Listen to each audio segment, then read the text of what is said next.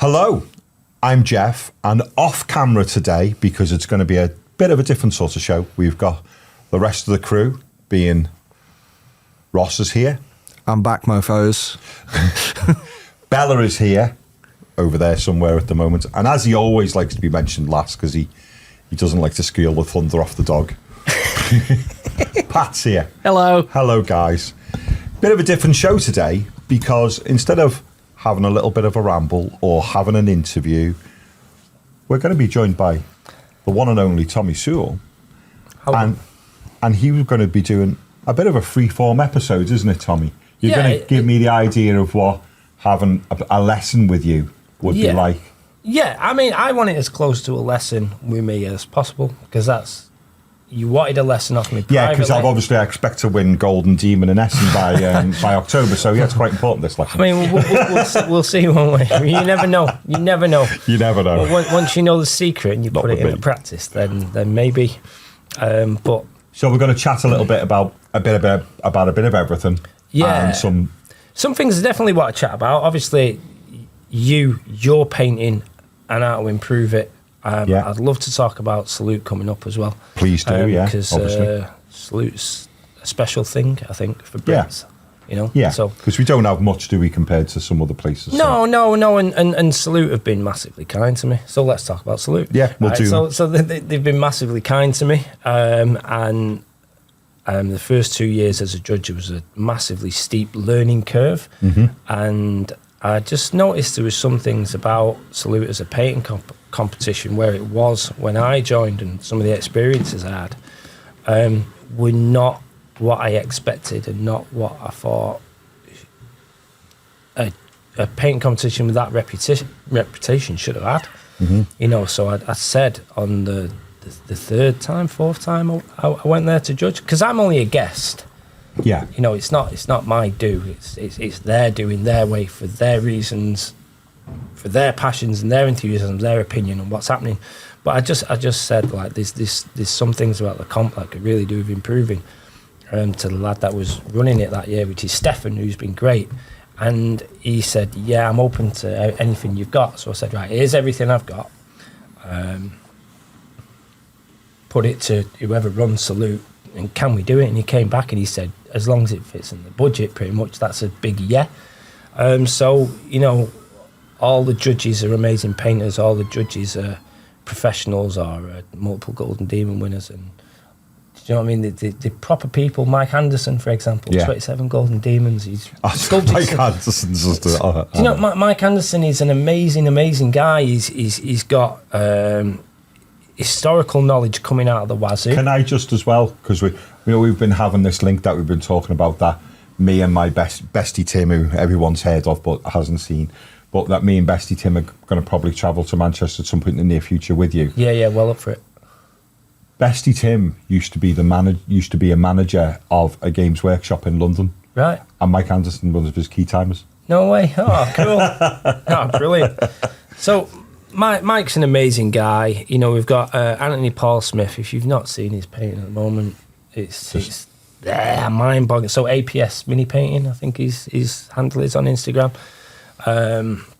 Mike Anderson himself, actually, is a pretty discreet kind of guy. He's not entirely shouty and promoty like the rest of us might be. Who else have we got? We've got Aaron Clark. Is it Aaron Clark? I must say Aaron for now. Correct me if I'm wrong. Hopefully they'll all come on the show. I don't know who's got in contact with you.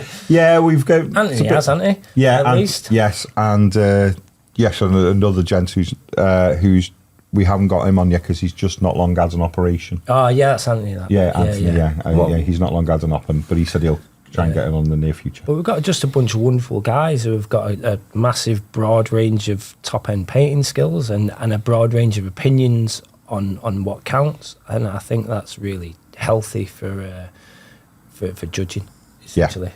We've got people of all styles, and I think one of the good things is Kev Dallimore. Yeah. So Kev Dallimore, very well known name. Well, that's the thing. Like I've wrote a book on miniature painting. I'd say he's wrote the book for historical wargaming style. You know, so if you're going to go into the Salute, I would say the almost entirety of the Salute house style is Kev Dallimore, because you know, Foundry, Warlord Games, blah blah blah blah blah, and to have that guy judging that category, I'd say is essential. Well, I think, isn't it, is with Kev, is that he created a style that you now can see other people paint, but still know who the sort of the founding man of that type of and I think to be able to look at miniatures and go, you know, to have your name almost, or a name attached, to go, oh, that's a Kev Dallimore style. It's madness to think that you can paint on a level that has created its own. Yeah, I mean, who else? John Blanche, yeah. Other than that, I'd be hard pushed after them. Yeah. I mean, so although, I mean, obviously, Mike McVeigh. There's a Geoff Savory style, but nobody. So you've got Mike McVeigh, but that's now everybody's style, isn't it? I mean, but you know, so it's kind of hard to isolate. It's not hard to isolate Mike McVeigh, is it? But it depends how far back in time you go. Because like Mike McVeigh and Tim Proud, they were just some of the greatest. The paint jobs they were trailblazers, really, weren't big they? Time. Big time. Especially for the style of stuff that is being, you know, is a lot of what people use now as a hobby. Yeah. In the hobby. So Salute is improving, and the plan is to improve year on year where we couldn't the year before, whether it's due to money or whatever other practicalities. I let other people do that. All I've done is try to bring in the best judges and share ideas, and then get the ideas off the other judges shared into the group that is the Salute painting competition. And that's been really important to me, because do you know what, right? Them first 2 years as a judge and as learning, they were tough on me, because I saw some decisions that were just like, but it's not. I'm a guest, and nah. Well, yeah, but anyway, it's always going. Well, everything's always going to have an opinion to it, isn't it? Well, yeah, exactly right. So anyway, all that's last year. All that got ironed out big time. It was a fantastic experience last year. It's all getting improved on this year. For one example is online registration. Yeah. So it's going to beat some queues. It's going to hopefully make things run a lot smoother. And do you know what? I think last year they could only afford to get silver and gold as an award. This year we're upping it to gold, silver, bronze. Obviously best in show as well.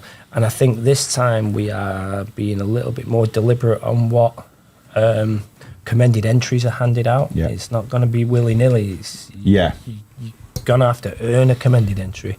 And we haven't tightened up the numbers, but I think there's also going to be a limited number per category. And it's going to be a percentage size. Obviously, a big category is going to have more and a small category is going to have less. Yeah. I don't exactly know what those numbers are yet, but I think with the online registration, that's going to help us, or help those guys gauge that a little bit more. So I'm excited for that. Well, another great element talking with regards to saying about trophies, we've got a direct link to that in here again, haven't we? A little bit, yeah. So Ross over there might have been so randomly last year. The guys at Salute have gone from, because they used to be made individually. I can't remember how they did it, like they had to print one off, but they've decided for the amount of trophies they're giving out that having them professionally cast will be a better avenue going forward, and the quality just stays high and standard. So they've had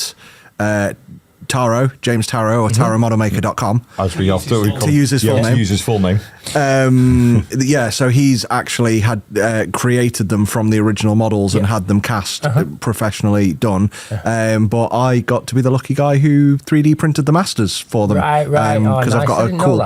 So I've got a cool printer that's like really high quality, and did that and sent them over, and he was pretty blown away by the quality of what came out. And then I actually filmed the whole process, and I need to turn it into a video. Wonderful. But I don't know. It's when I get a chance to turn it into something. Well, Salute's on the way, innit? Really, it is. Well, 3 weeks or 5 weeks, is it? I think it's 5. Yeah, something like that. It's my birthday as well, by the way. Oh, is it? On what, during Salute? Yeah, almost always is. It's all right. I've got the other one. I've got Nova, happens on my wedding anniversary every year. Yay! So I get to escape that. Here's me thinking, take your honeymoon with you was going to be the. Well, weirdly, last year, and I don't know. brag about. We don't make a big thing out of ours being our wedding anniversary being September the 11th. Wow, is that true? Oh dear. Yeah.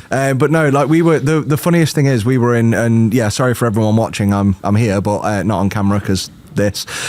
So last year on my wedding anniversary, me, Byron from Artist Opus, Ed, Element Games, and that were teaching a class on what was my wedding anniversary. So I texted the wife, did that. We went out for some food after in Washington DC. Ended up on, it was like this cafe on the streets, like they'd closed a road and put loads of streets there. This guy just came up, started playing sax, and we're sat there having like this really nice tapas meal, and I'm like, I can't believe for my wedding anniversary, Byron, you've taken me to a place that's more romantic than I've ever taken my wife. Did he play that George Michael track? Yeah, exactly that. Yeah. So it was brilliant, but yeah, there's a fun anecdote. So I've filmed the whole process of printing, and I'd already done the printing, but of tarot modeling. And what's really like, people look at cast, like 3D printing as a thing. People look at like the detail on 3D printing. Cast modeling is something else. So as a joke to go in the video, he wrote the word in pencil, subscribe in pencil onto one of the things we 3D printed in a place you won't see, and they'll go together. And then he took it off for the ones that are actually be cast. But after he made the silicone mold and then made the cast, the graphite depth from the pencil transferred onto the master. Oh. That's how detailed casting is, and you won't get that in 3D printing. It's crazy. So when you're handing out them trophies, Do you know, I don't hand them out. oh, do you I know? almost, do you know, good God. other than suggesting some of these ideas, it's not my show. I'm still just a guest. Well, when you see them so- at the very least, you go, I know a little bit of the origins of them. You Yeah. see the journey. I might, you know what? I should put that video together and release it just before, as a run up to Salute. It would be really. I think it'd benefit everyone. Yeah. Without a doubt. I It'd be love- really nice. like, I I'd haven't- love to watch it. I'd love to know. Yeah, see the journey of like you know 'Cause how the it's just a thing trophies are that made. come out of my mouth. Yeah, And to see it turn into something real, and then to know that there's people I know and like yeah. Aw. involved in that, then Yeah. that's top. I for think me. people do like to see the journey of something being made. Like, this is the thing with Warhammer. Like, I've been around Warhammer World countless times. You know, the the museum. countless times. And I said, the thing that they don't do, and it's not really a thing that Warhammer does, but that would really spice that up, is what they do at the Harry Potter experience. Is when you go through the second half of it, they show you the models they used in the set, but playing on videos all around it is how those models were made. Yeah. And I think, you know, that would really spice up, Set a because series of photographs along the display cabinet with the series. swallowed something. Oh, you're right. Yeah, I don't. not yet. It's too early in the show, Need a Tommy. drink of water. I need a good cough. I've got a bit stuck in my thing there. Yeah, but I think we all like that. Like, we like to see, as much as when it comes to miniatures, like, we're all makers, aren't we? And as much as we follow painting guides and we look at these completed models and go, wow, I think. And Instagram showed me this to a degree as well. Oh, very good, Pat. Is that working? Instagram showed us this to a degree as well, when back before it was TikTok too, is I used to get more likes on my work in progress pictures, like when I just built a custom model or when I'd started a paint scheme, than the complete model. Yeah. Still a thing. Yeah, and I think people who are in this hobby are more interested in seeing the journey than the result. Yeah. I don't know if I'm, you know, let me know in the comments if I'm right or wrong about this, but it's just something I've always thought. I would much rather see the journey than the result. And it's like those videos you see on YouTube where people take old toys, like old metal toys and old furniture, and give them a new life. And Yeah, I like the journey. I went through a bit of a stage of really enjoying watching a guy who I got into it off a friend of mine who restored Hot Wheels. Oh yeah. You know, Oh, like ones yeah. that had been Yeah, found yeah. like at the bottom of like a A sand dark pit. future box. Yeah, you know, in a sand pit. Had been in a sand pit for like 20 years. Yeah. And find them and then repainted them. Found a place that does like or remake the transfers, put new replacement windscreens in. Yeah. And it's just lovely to see that Yeah, yeah. something coming back from that. Well, process is important, but It people is. go on about results a lot and get bummed out. And we'll deal with this later on in the lesson, but people go on about results being the important thing. They get all bummed out and they think they're not good at painting because they don't get the results they expect. But if you become invested in the process, then the result is just a symptom of that. Yeah. But if you're asked about results more than process, then you're not going to get results. Yeah, that's it. The results come from being invested in the journey and paying attention to the journey. But we'll get into that later on. Yeah. You switch me on a little bit now. Yeah, But we're getting there. This is the shit We're I rolling get in. excited about. But on the other end of that, like, what's nice about them trophies and nice about they've come from a place of good intention, the trophies, but they also are consistent now. The plan is to keep that as a consistent thing, you know, for as long as is sensible, and build on that idea. And to me, that creates something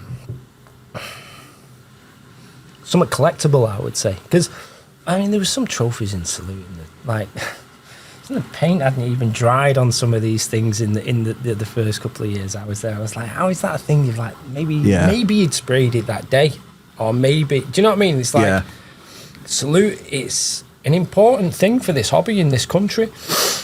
You know, it's one of the biggest, isn't it? It's one of the biggest. Like for miniatures and for painting, it's probably still one of the most well-known not Golden Demon events that happens in the UK. I mean, so whether it is or whether it isn't, I think it's just worth growing and it's worth showing some love to, in the way it works and in who's encouraged to turn up and in how it presents itself, in how it works on the inside, in how it works at all of it. Like, to me, that's important, and it's important to get it right, and it's important to listen to painters. It's important to have the right people involved for the right reasons, and that's just that, you know. And the only so far the only thing it seems that is a sticking point with making it as perfect as we can is really just sponsorship and money, you know. And that to me is a thing that can only grow as the quality and popularity of the event grows. Again, it's a process-based thing, you know. So we as judges just go and have fun doing the best we can, you know, whatever that means to whatever judge, which can be tightened up, you know. And what do I mean by that? I'm being a little bit vague now.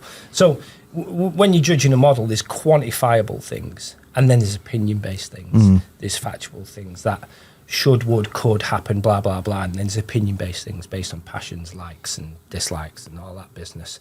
And it's how you bring all those things together and how you prioritise those things that I think make a good judge. You know, you've got objectively looking at something and then opinionatedly looking at something. So let's say you get a bunch of judges who are all passionate about, say, ultramarines. Yeah. Maybe an ultramarine is going to catch his eye a little bit more, but can that judge put that aside and judge it against an orc? You know, or smash his head in or whatever it is, you know. But then at the same time, let's say we have two models that are equally well painted, equally well beached, equally well presented, equally. But now the judge looking is an ultramarine fan, and he happens to know a little bit more about the tale and the story, you know, and he can piece a narrative together with it, and there's all of a sudden there's something that's triggered in him. You know, how do you get a judge to feel triggered? You know, in the good way. How do you get him to? How do you get a judge to forget about painting and engage in that model? Yeah, you've almost got to like pre-establish a judge's affinity or something. I mean, maybe, but how can you maybe even establish a new affinity in a judge that is not expected? You know, and it's not necessarily about doing something new and original and smart or quirky or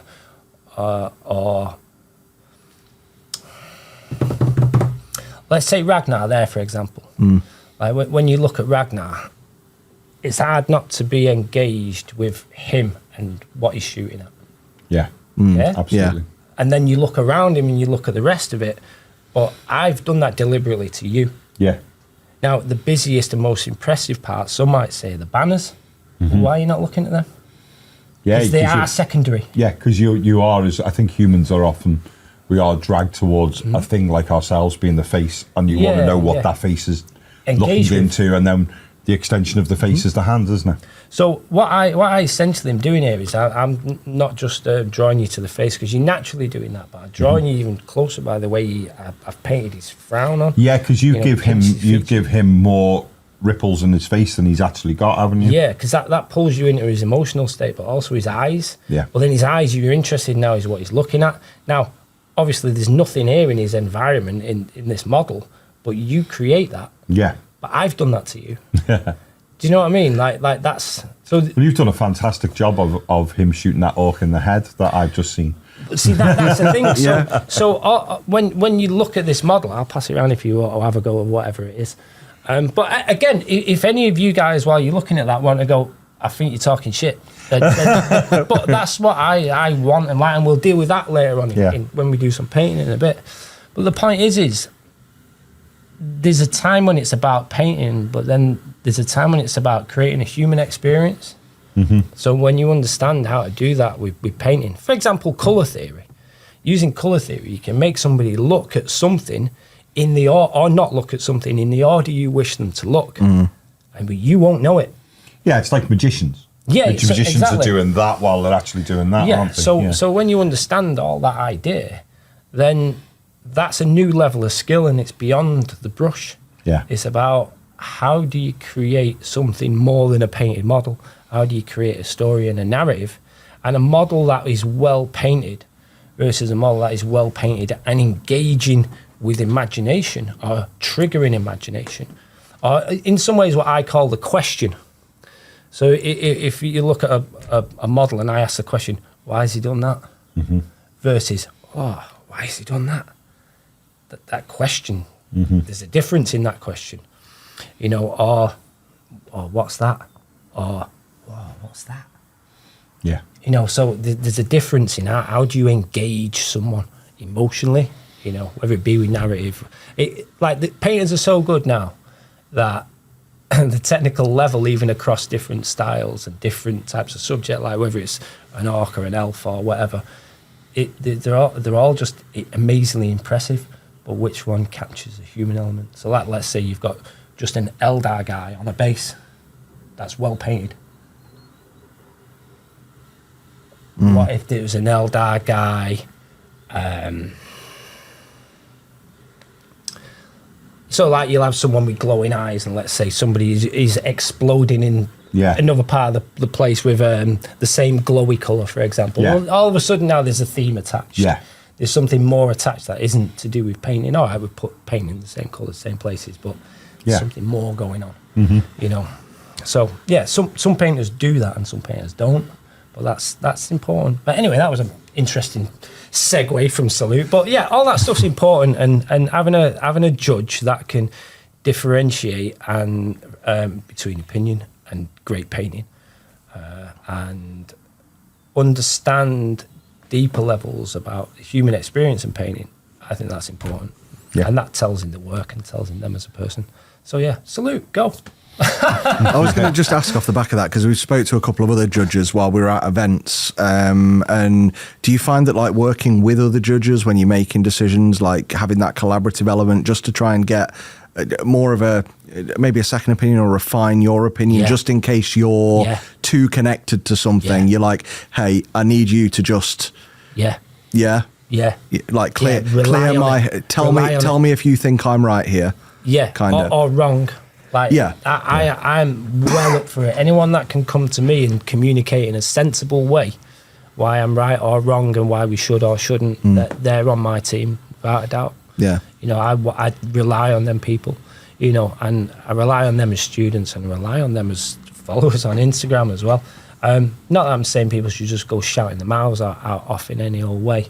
There's a polite and respectful and maybe even what's the word? Protocol-based way of dealing with other human beings. Unlike the internet can sometimes. I think the internet's probably marred a bit of that, because we do, and we're all guilty of it. We all have an opinion, and you know, like, especially on the internet, it can be easy to fall into hey, this is what I think, when maybe if it was in person, it was like, you'd probably say that a little bit differently. But yeah. So the reason I like it, and the reason that's important to me, is like the older I've got in this industry, the more and more I wish to be myself. I don't want to be watching me P's and Q's necessarily. I will do naturally, because, like I said before, it's just a way of behaving around people, you know. But if I want to be myself, I'll be myself now. And I don't, you know, like let's take avant-garde brushes as an example, right? That sounds like it's a plug, but it's not a plug. I've got these brushes here. They've got a Kickstarter running. They've sent me these brushes, and they're good. And I want to be able to say they're good. I'm not getting anything for it. I want to be able to say they're good if they're good, and they're not good if they're not good, and they are good. Well, that's that. What I don't want to be doing is pretending like I'm selling them and putting on all the smarts. You know, like the old sales spiel. I've done that for years, and it's feels disingenuous, or Well, it does to mean, like, if a product is good and it's good for me. Again, this is the same as judging a product as judging opinion. Sorry, judging a model. You've got your opinion on what is good for you as a painter, and then you've got, is it actually a good product? So one is based on your skill set and how adjustable is it across a broad range of products. So is this paint brand better than that paint brand, better than that paint brand? Well, if you're well practiced at using one paint brand and you use another, because it's different, you'll go, oh, it's awful. But maybe that's a lack in your ability to adjust. So, for example, when I said to you about this painting lesson we're going to do, I said, bring your own stuff. I want you to learn on yours. I'm confident that you can come in with any brand of paints and we're going to get the best out of it, because I feel I understand. Hopefully I can demonstrate I understand how to get the best out of a product. So if I can objectively look at all those paint ranges, then I think I'm in a better place to decide whether it's a good thing or a bad thing. You know, but without that skill set, if you're locked in your one brand, without having the insight enough to go, hang on a minute, am I really locked in this brand, or is there something to learn from this other paint? Which is why yellow, that, you know, yellow over black, it's in the book, you know, bam, yellow over black. Can it be done? Can it be done nicely? There's the model from the book. You've all had a look, you know. So, do I want to do it that way? No. Right? But the point is that ability to adjust to poorer properties in paints, or less favourable properties of paints, and make them work. I'd say that's essential before judging a paint range or a product range, good or bad. Same with brushes. Do you know how to get the best out of any brush? You know, so I had a student come to me the other week, and he had this awful synthetic brush, and I'm like, all right, give it here. I don't really want to use this brush, but I can paint air thin lines of it. And he's like, well, how do you do that? Well, the answer is while I wouldn't choose a bad brush, at least I understand how to get the best out of brushes. Well, that's a skill to develop. It's not anything special about me. It's just a skill to develop. You know, I find that I've been lucky enough that, you know, because I've been in the hobby on and off for a while, I've got picked up quite a lot of paints, and we've had paint sent to us for the channel, and and we're good friends with the lovely people at Monument Hobbies who make the Pro Acrol paints. And they very kindly, whenever at a show, if they've got a new box or something out, they come over and they give us them. And then what I've tried to teach myself is that sometimes when I've gone to reach for the Citadel, which is pretty much my go-to, I sometimes go, no, because there is exactly that colour up there in the Pro Acrol. Let's just take that one. And I try to do my best to, even when I could just go there, I go, no, I try to go, well, why use that white when I can try that one out, or scale 75, and I do, because I think to myself, one day that Citadel one may have ran out, and then instead of going, I've got to rush to shop, I can go, oh, I'll just use that Pro Acrol one, or I'll use that. And so I do my best to try and keep me brain broad when it comes to paint. So there's two whites. They're both vastly different creatures. You know, so is that Vallejo and? No, that's old army, first generation army painter. Great white. First generation army painter, black, great black. First generation army painter, bulk metal and plate mail. Great paints. Pretty much bulk metal that and I've got a bulk of metal to compare it to if you want to do all that. You know, great paints.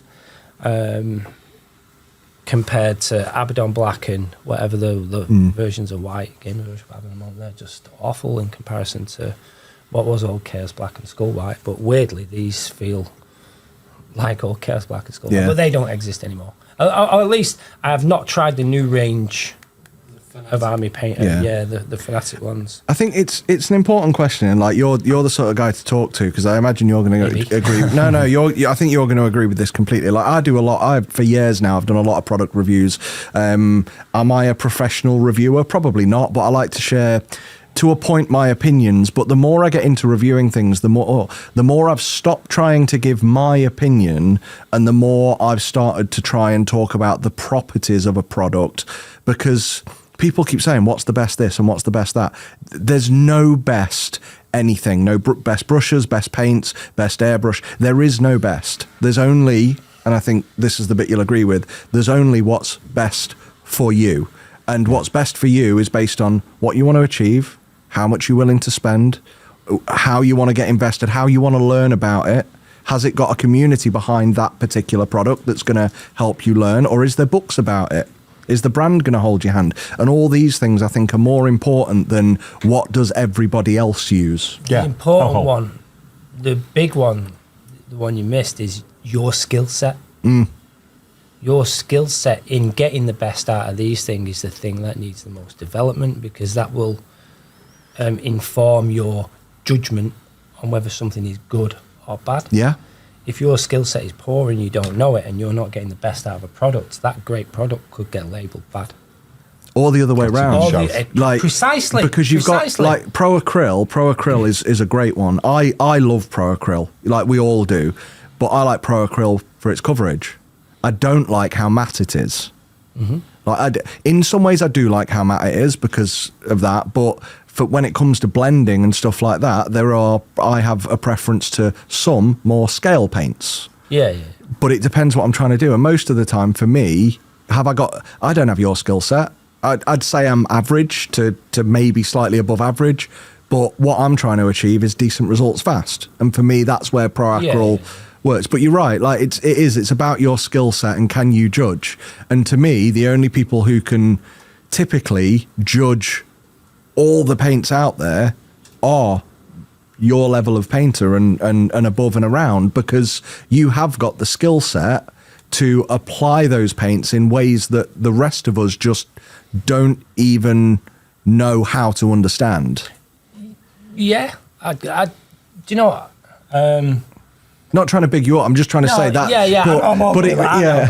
But so I teach a lot of people in this situation, maybe not with loads of cameras, but in this situation like we've got here with my next victim, Geoff, and almost everyone gets the same lesson first time, at least.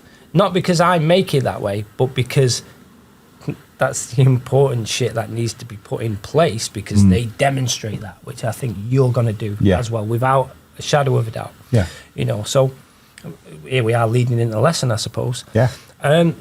So a lot of people demonstrate, and a lot of this is in the book, by the way. So anyone who's got the book, hopefully will be able to follow along with this in a visual demonstration of how our lesson takes place. I'm going to try not to ham it up for the camera too much or anything like that. And I'm also not going to try to hold back too much, but I am going to give what's appropriate and just natural. Okay. And with all that, so you guys are in the room. I'm going to take Geoff through an experience. Hopefully I'm going to bring you guys along with me as well. You guys at home or wherever you might be on the planet. I'm going to give you all an experience, but what I'd like is, I'm going to ask a lot of questions. I also like a lot of questions in return. So some of my questions can be quite probing and challenging because they're designed to make you think. Because that's the I've now just gone slightly madly terrified now. Why? Oh, no, don't be. Cause, probing and challenging has just put me slightly. Oh no! Why did you vote? Well, the thing is, I love it. I love watching students squirm. I think it's entertaining. It's absolutely entertaining. But the thing is, I can say things that are contradictory to the general trope of whatever the internet is saying about miniature painting. All right. And with that, I actively encourage people to say, actually, I think that's not right, Tommie. And I'm like, okay. So we have two options now. You explain to me something I've missed, and I fill that gap in me, and I go, all right, yeah, that's top. I want that. Right. End of. The second one is I tell you why I'm right, and you get the same experience. Right? And I want that as well. I'm like, well, who doesn't? You know. So I feel like we're about to watch an unstoppable force hit an immovable object. Oh no, I'm really movable when it comes to my painting. As even points say, extremely malleable. So well, I mean, we'll see, won't we? You know, so like, I ask my students to, when they come for a first lesson, to bring a few things: a simple, basic, prepped, undercoated model, marine, done. Paints you like to use, brushes you like to use, and any other equipment you like to use. You've done all that, so brilliant. Right, just so happens that the paints you like using Games Workshop, so same as mine, so we don't have to necessarily adjust too much in that area there. Right, forgot where I was going with all this. Blah blah blah blah. So the point is you come to me, to my lesson, with what you've got and with what you like to use, and I teach you to get the most out of that. Why is that important? So you don't go away from my painting lesson with a fucking shopping list. Yes. Why should you? Unless it's absolutely essential. But you'll make that decision whether it's essential. Yeah. All right. I hope. Unless you are really struggling to get a message through to you somehow. with I do occasionally have just a blank expression, but I am listening. Yeah, me too. Right. So, well, that's got more to do with hanging around in a reggae band now. Mine's more to do with 30 years of marriage. Oh, did you lady watch this? My lady be Nobody watches this.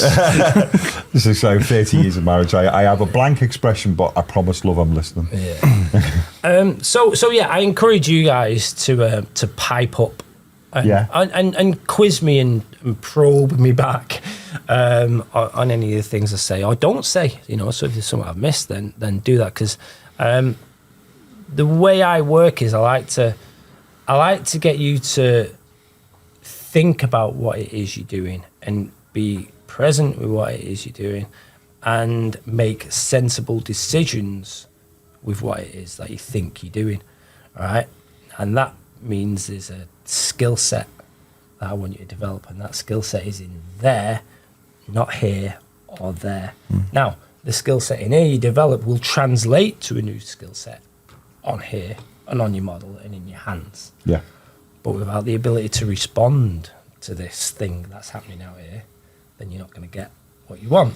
If that makes sense. I think that's an important part then of when you teach, is the fact that you've got, when you move on to teaching other elements of model painting, is that you've already got the, for want of a, I don't want it to sound trite, do it, but the Tommie way has been trained in, so that when you go on to the next people, you have a certain level of confidence that the pupil has already got an understanding of the language of what is being used. For moving forward. So I use a different language to the internet, because there's a lot of jargon and a lot of product-based methods of getting whatever results. You know, so an example of jargon is feathering.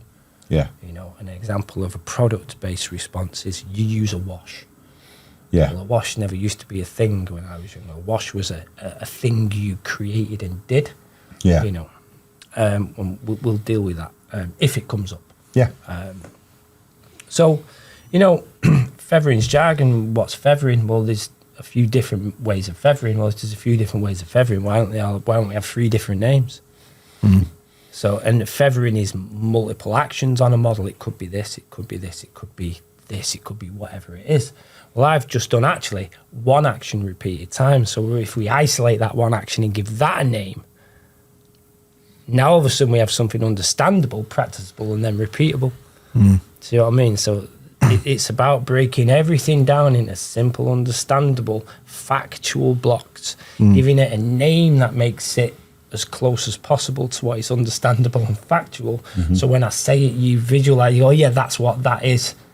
You know, so if I ask a bunch of artists to feather me a blend from this colour, I might get 3 different types of blend. based on skill level, based on type of feathering, based on blah blah. Do you find that you have? Because I'm interested in. Not saying I want people to come and have lessons with you because we think it's the world. Nice, We think the world of you, and we'd obviously like. But do you get people who come who are literally right at the beginning of their hobby journey, or is it generally people who are in everyone? You get the whole thing. I've taught people who have been professionals and have won demons after they've won demons. Oh, wow! They've come to me. I mean, I don't know what makes me weird saying it. Do you know what I mean? Like, it's fine. Let us say it. We know. But everyone, I've taught all levels of painter. So from people like barely know one end of a brush from the other. Yeah, all the way up to people who do. are relatively competent, all the way up to competition winners. Yeah. So people have come to me for lessons for whatever reasons, and I've taught a lot of these people so I've been freelance since like 2010. Yeah. So most of those people are in that that window of time, and this is where a lot of this comes from. Is I started to notice I was teaching beginners and lower standard painters the same information that I was teaching higher standard painters. Well, how can that be? Like, if there's beginner techniques and beginner ideas and low standard techniques and low standard ideas versus display standard blah blah blah, well, how am I teaching them the same things? So there's actually a common ground, and that common ground is there is only the things, and you're either doing them at this standard or at that standard. So there's not a vocabulary things to learn here and then a bunch of new things to learn there. And while there's things outside of that you can add in, when it comes to using a brush, a paint, a palette and a model and some water and hopefully a little bit of vision, the things are the same. For example, this model, I think I said last time, that model and that model are painted using exactly the same, pretty much the same technical methods. There's one brushstrokes difference in this guy than there is to that guy. There's a lot more attention paid to this guy, but the same mechanics are at play in these two models. Yeah, and we'll demonstrate that as I go on as to why that is the way that is. Mm-hmm. So, any questions? I hope I've said everything. I don't know. It'll pop up. I've got one for you, Geoff. How do you paint miniatures? Sod off. I read his book. It's The Art of Tommie Sewell is released under Dave Taylor's production. Yeah, there we go. That's what how a guy, that's how. Dave Taylor. He is. He's a lovely bloke. Like I say, all being well, the man, the myth will be. What are you saying? The man, the myth will be on the show at some point in the near future. Oh, really? Yeah. I didn't know that. Sorry, I've not been here. I've not spoken to you. I didn't know it. Yeah. You know what, right? At some point in May. Let me give you an heads up about Dave, right? So I don't know if you know it, but White Dwarf had separate issues and separate publications for the US. And Australia, they did, right? yeah. If you can find some of them and look at Dave Taylor's work and things like that, yeah. and you'll have something to waffle on about him because he created some amazing armies.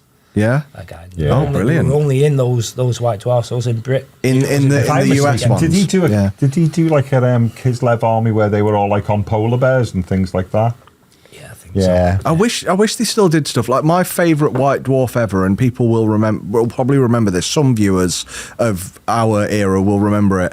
And it's always stuck with me. There was a White Dwarf with a load of samurai models in the back, and when I first started doing the whole faux hammer thing, I wrote about it because I did some conversions in samurai, and the guy who made it actually reached out to me and went, "Yeah, that was my army," and that was one of my most proudest moments in this. Is like I got to speak to the guy who created that army, or it might be the guy, it might be the cousin or sister or something of the guy, but I was like, wow, like I was able to make that connection from when I was in my teens and fell in love with an artwork to now, and it's just some of those things from back then, but it does upset they don't do it anymore, and I think again the 3D printing space and the non-IP space has got something to do with that. But when people took these armies and really went outside the box to make something coherent, like I miss seeing stuff like that. Yeah, it's good. Yeah. But that's what we've got Instagram sort of for. You're not up for Instagram. I'm really struggling with, like, I've stopped I'm angry with Instagram. Like I've gone through it and I scroll through it, and the first three things are, one is an ad, one is someone jiggling their assets at me in my face. Why is that in your algorithm? I don't know. That's it. I don't know. I'm married. married. Like, I've got no interest in that at all. I've been married for over a decade. You're dead inside. I am. Like, all I care about now is painting models and 3D printers. Like, I don't care. But yeah, like, it takes like 5 things. I don't want to see a video of this and that and something with a back. I want to see inspiring pictures of models, and we don't have that platform anymore. Mm-hmm. So that's why I'm angry about it. Anyway, paint things. I want to see. Should we paint I want to watch. So here we go. We're about to begin a lesson. Okay. I've said what I've said. I'm gonna probe you. I want you to probe me back. Okay. That could be an entirely different type of episode, but we'll go. Warning: explicit content may follow. I want you to have an open mind.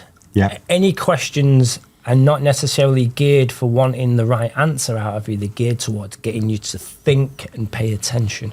Okay. I would rather have the wrong answer with you think and pay attention than have a lucky guess and get the right answer. Absolutely. A lucky guess and get the right answer is a cheap learning experience. Yeah.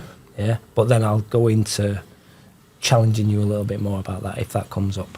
All right.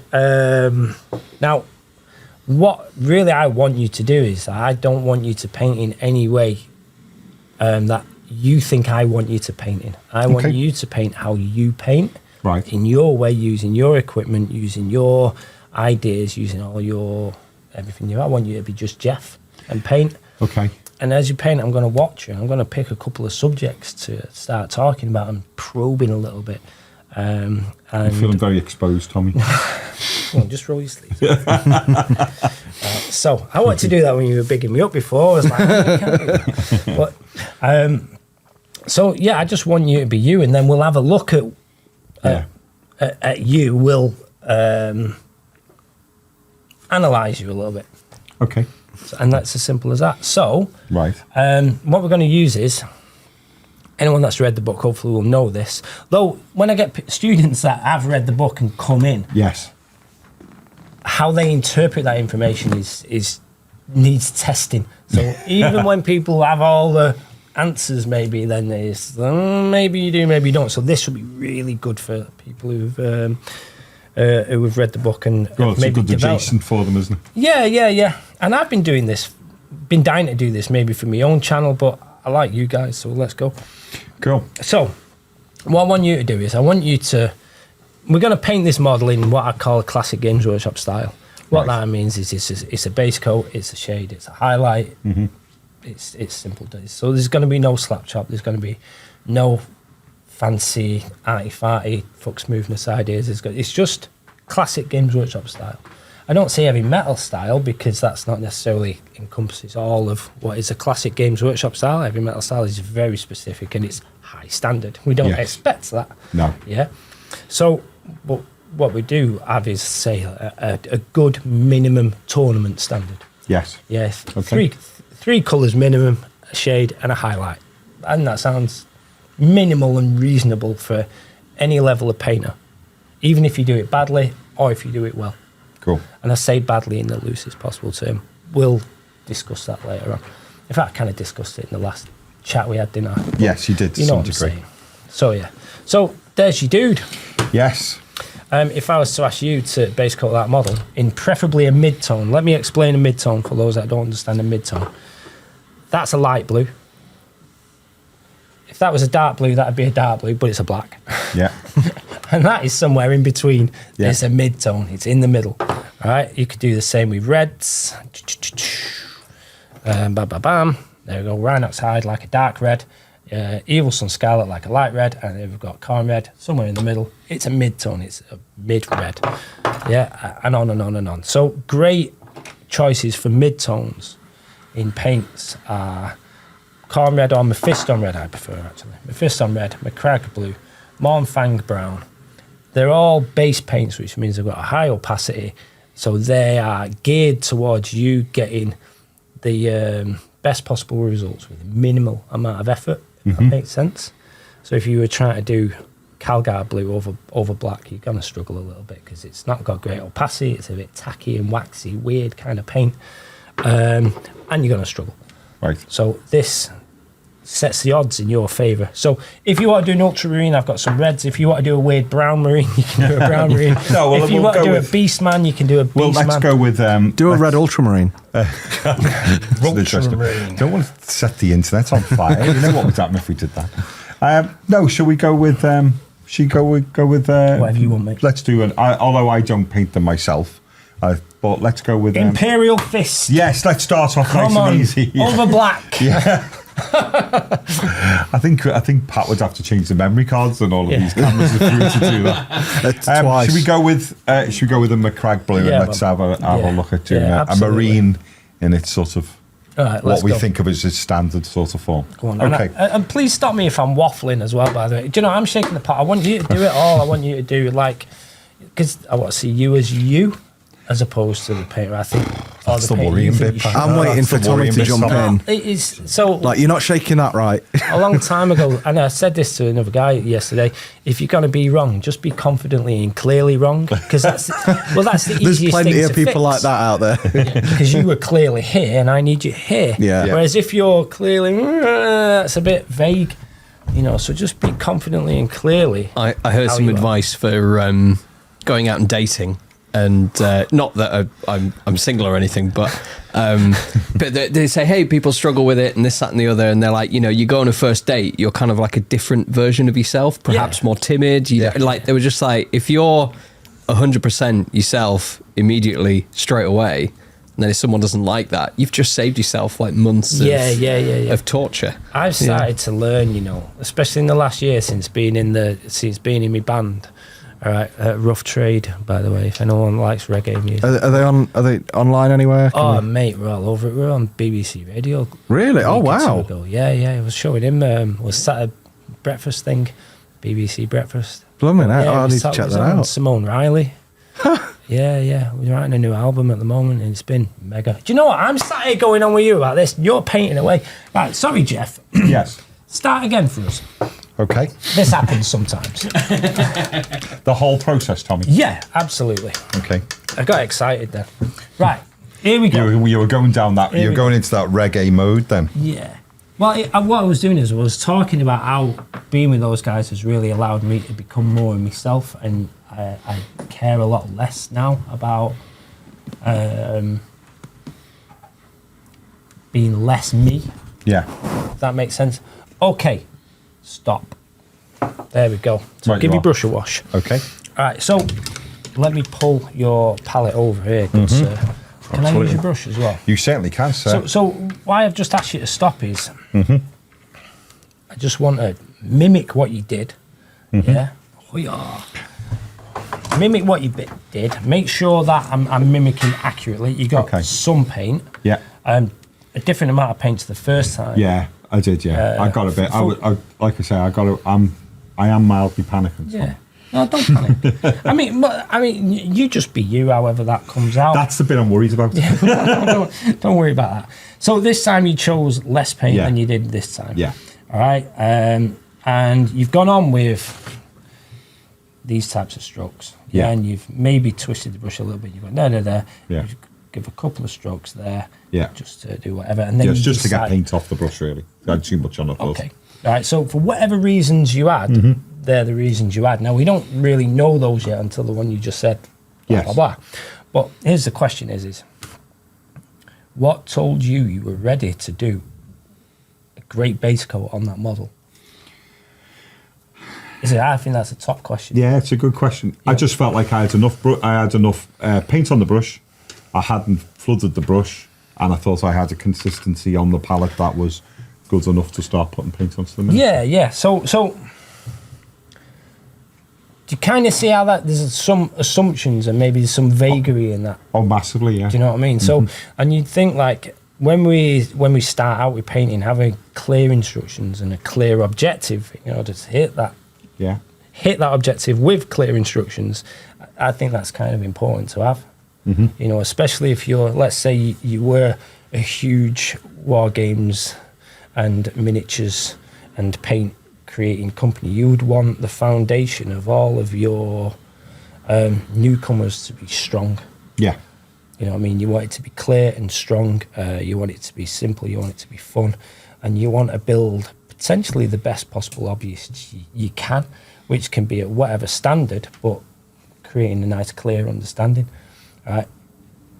I don't think that's there. Okay. And that's what pretty much every painter demonstrates.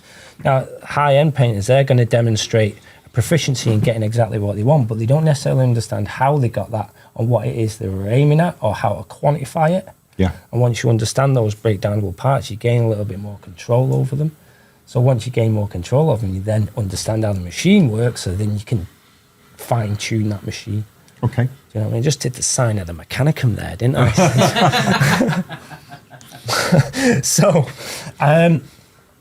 So it makes sense then to have an objective. Yes. Yeah.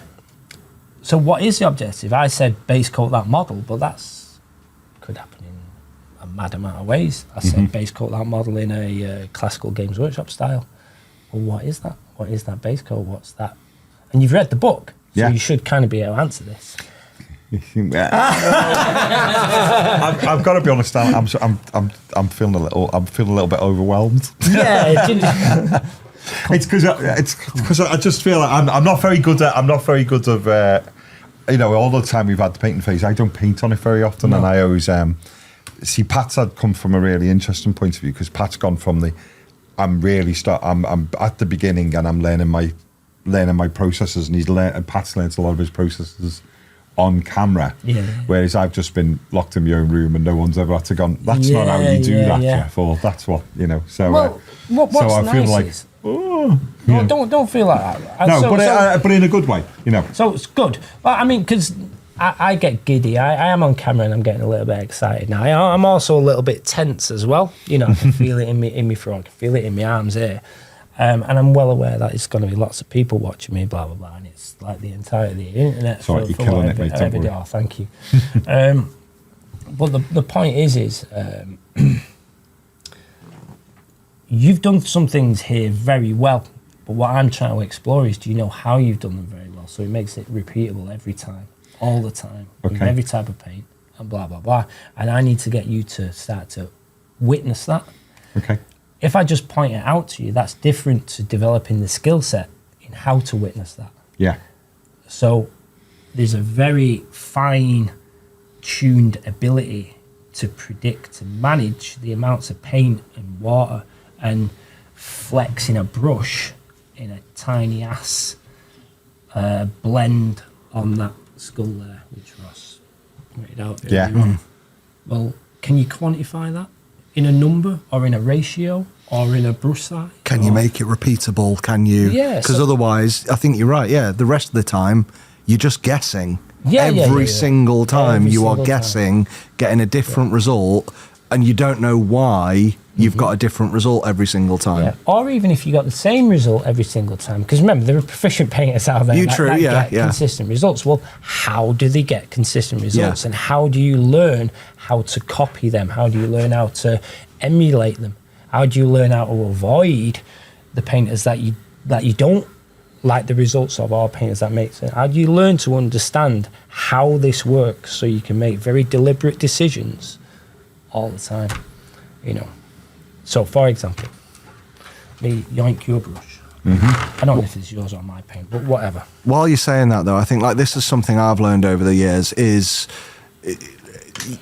there are tons of YouTube videos out there, and I'd really like to see how many people, and I'm interested to know, this isn't like an attack, but again, if anyone's watching, how much have you learned from watching YouTube videos versus in person? Because that little bit that I've just watched happen there is the bit that you don't see. You can follow YouTube videos on slap chop, glazing, blending, but you can't be told in those YouTube videos what you're doing wrong.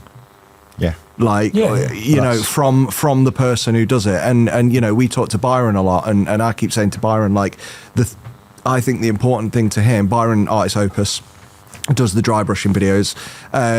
What I keep saying to him is, I really want to see you do that back to basics video so that you can refer to and go, because people are watching your videos, probably emulating it. And I know I did. I covered my brush in way too much paint. I then oversaturated it, and knowing what he knows now and what the beginners ask, having that starter video to say, right, here's all the things you're doing wrong.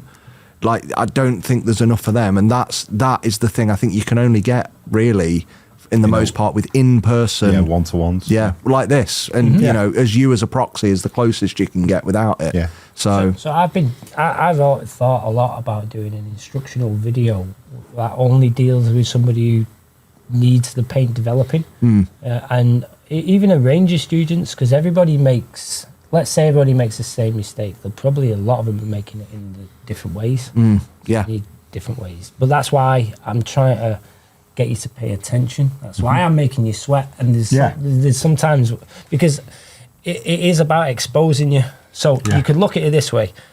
Geoff is a can, and I want to rattle that can, and I want to see what falls out, likable or not. We often want to rattle that can.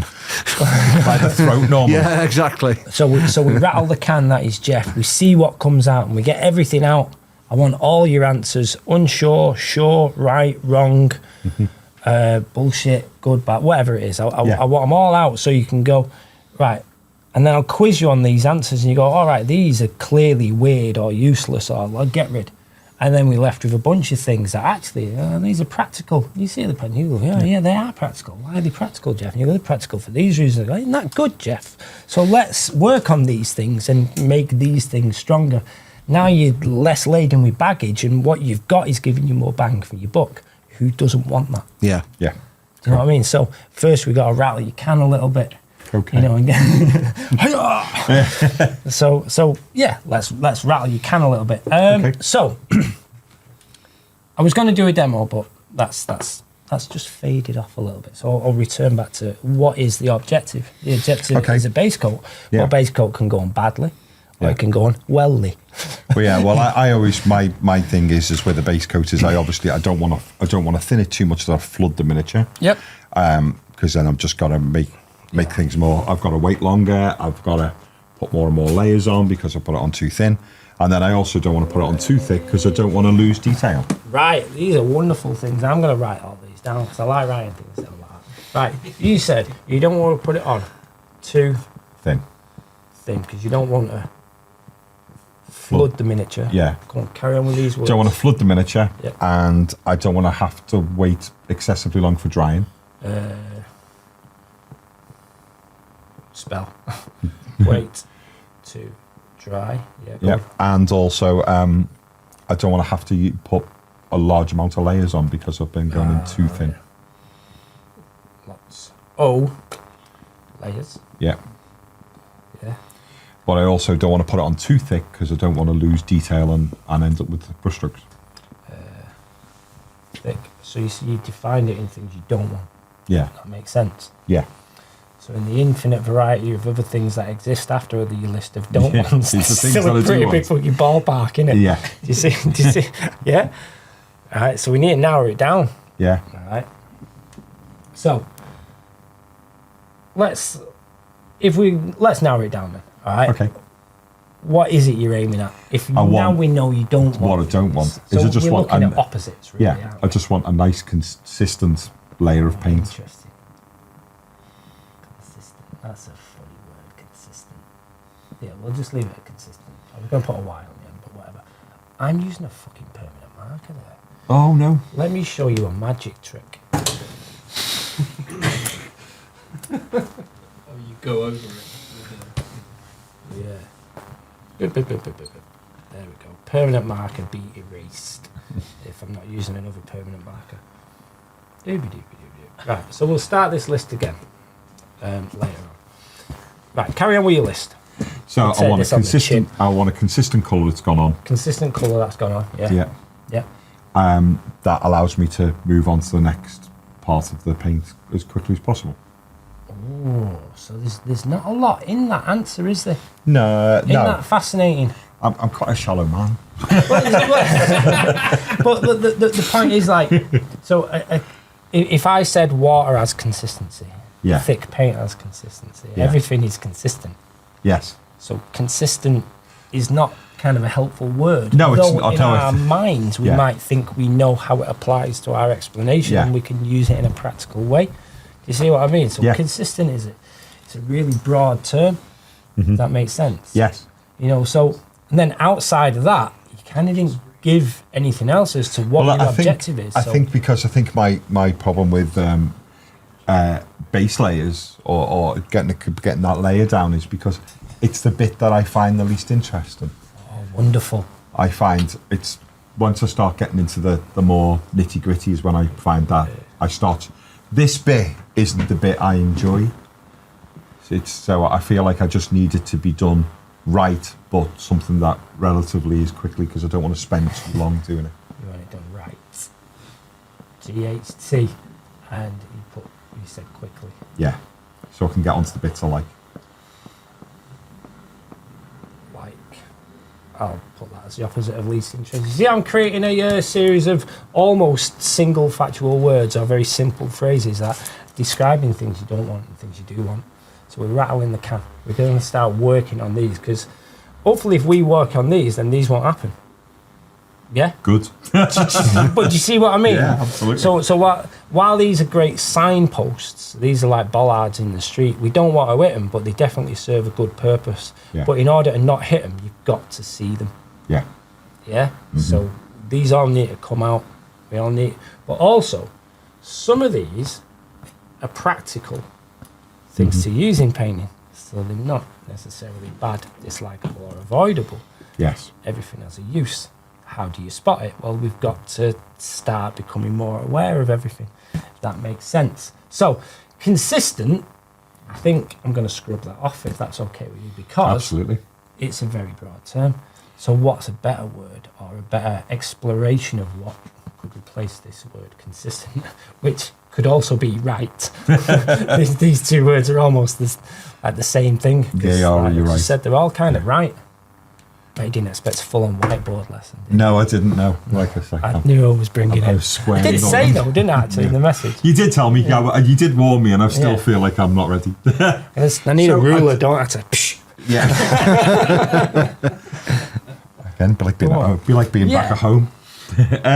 So I don't know what I would replace the word consistent with, because I know in my brain what I think I'm trying to get across with using it. Go on. But I think that it goes on stroke after stroke is the same. That can go on stroke after stroke. Same. This is awful. You're right, yeah. Do you see what I mean? Yeah. So what we try to do is that we try to expose the idea that proper teaching has not happened. Now, proper teaching doesn't have to happen in this big laborious manner, because really I'm prioritising you over this experience here in cameras, because you've asked me to give you a painting lesson. So I'm going to absolutely. give you a painting lesson. Yes. Right. I'm also getting you to think more. I'm going to keep coming back to that. You're now scrabbling around your brain for answers. Yes. You're also scrabbling to find out what it is I'm trying to lead you to. Yes. While I'm probing you. Right. But if I was to say now, well, if it's not too thin, I'm trying to rub off this permanent marker. If it's not too thin, what's the opposite of just thin? Go on, what's the opposite of thin? Well, the opposite of thin is thick. but- Yeah, and we don't want it thick. No. So what's in between thin and thick? Consistent. Yeah, I'm sat here as well. I'm like, I'm sorry, Yeah. Jeff. You're, medium. You're not the only one Someone's feeling read the this. book. I know, yeah. But medium in itself is not a great descriptive response, is it? Do you, No. you already know where I'm going with this, where I'm trying to lead him? No. Because I No. know you've read the book as well. I've haven't read, yeah, but it was when it came out, Tommie. So this is going to be, but this is hopefully then going to be useful for everyone who's read the book.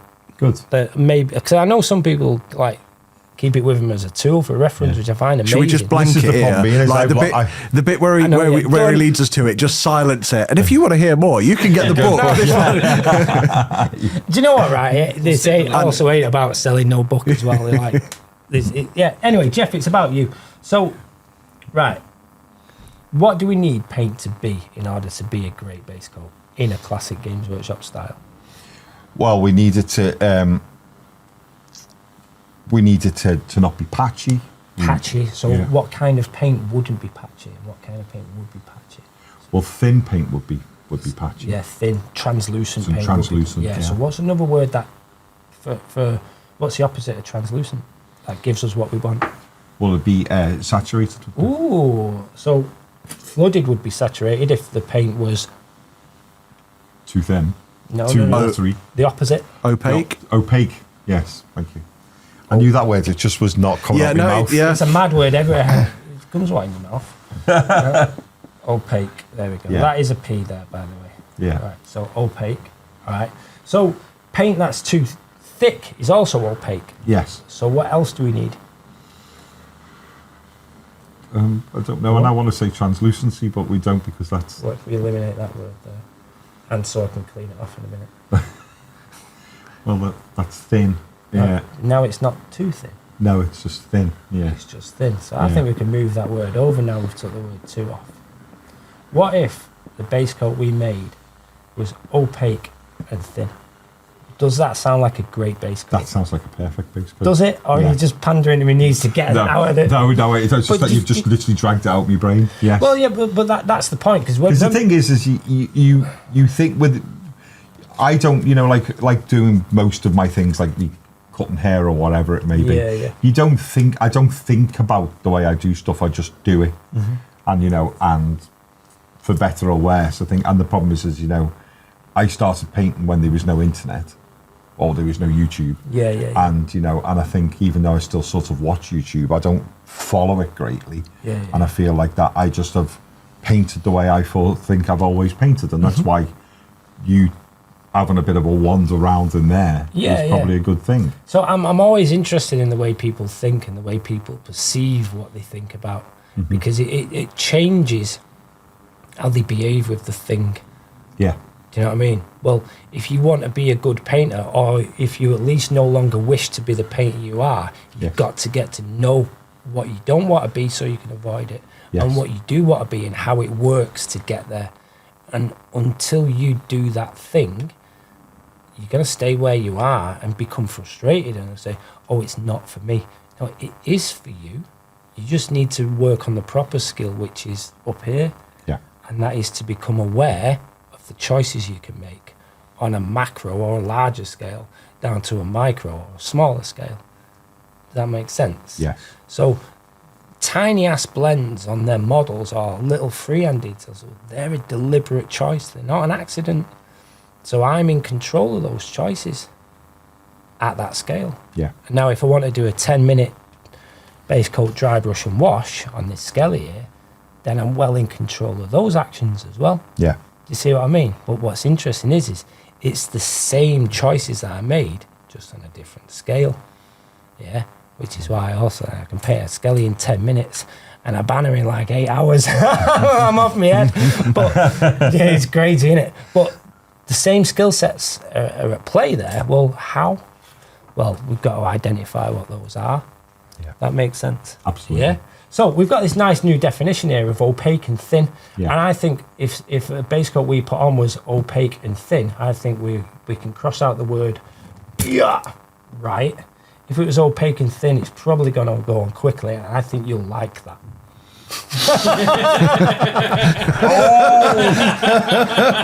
Right.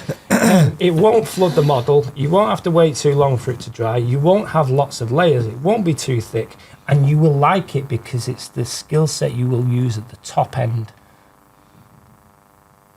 You've done this before, haven't you? Oh, fucking load. Honestly, a lot. Like, a lot. Because, like, this is why it doesn't intimidate me anymore. Like, No. I still get self-conscious and a little stage fright kind of ideas, but this this process it's similar with every student, and some of the answers are almost the same every time because a lot of students are coming from the same place, which is the internet or a Games Workshop store. Yeah. You know, and everyone's sharing the same information without Knowing whether it's right or wrong. it's not never whether it's right or wrong, but whether it's as factually, descriptively accurate as possible, as opposed to product-based and jargon-based. And that's the bit we need to cut through. because jargon-based painting can become intimidating, or you need to learn the loaded brush technique, or it's got to be free-handed, or you need to learn feathering, blah blah blah blah blah blah. So there's all jargon terms, but when you understand what they are mechanically, as in, oh, there that is, and that thing is the same as that thing, but it's got a different name. Well, why do they need a different name? Because it's there and not there. Yeah. And I'm actually thinking about something deliberate. I'm just not telling you what it is yet, because it'll come up in a little bit. Because this shit almost always works in the same manner, even though you will respond in your own way. Okay. Yeah, you all right? I'm fine. Your voice getting I know, I'm feeling like I'm sit down and lie down. Last little bit, okay? Yeah, go. This is a very tight... Oh, thank you. That's helping a lot. nice. Thank you, Ross. Cheers. So this is a very tight description. Yes. What if I was to pass you this and ask you... This is aerial yellow, for those that don't know. What if I was to pass you this and ask you to do a coat of paint like that? If I was then having to put it over black, I'd have to give it some real thought of thinking, I am going to have to probably go relatively thin, because the fact that it's going to, my brain would automatically know straight away it's going to take a few layers to do What are it. you thinking, Geoff? Sorry. See, you've changed now, because now you're thinking in terms of how I want you to think. I'm applauding this now. Yeah.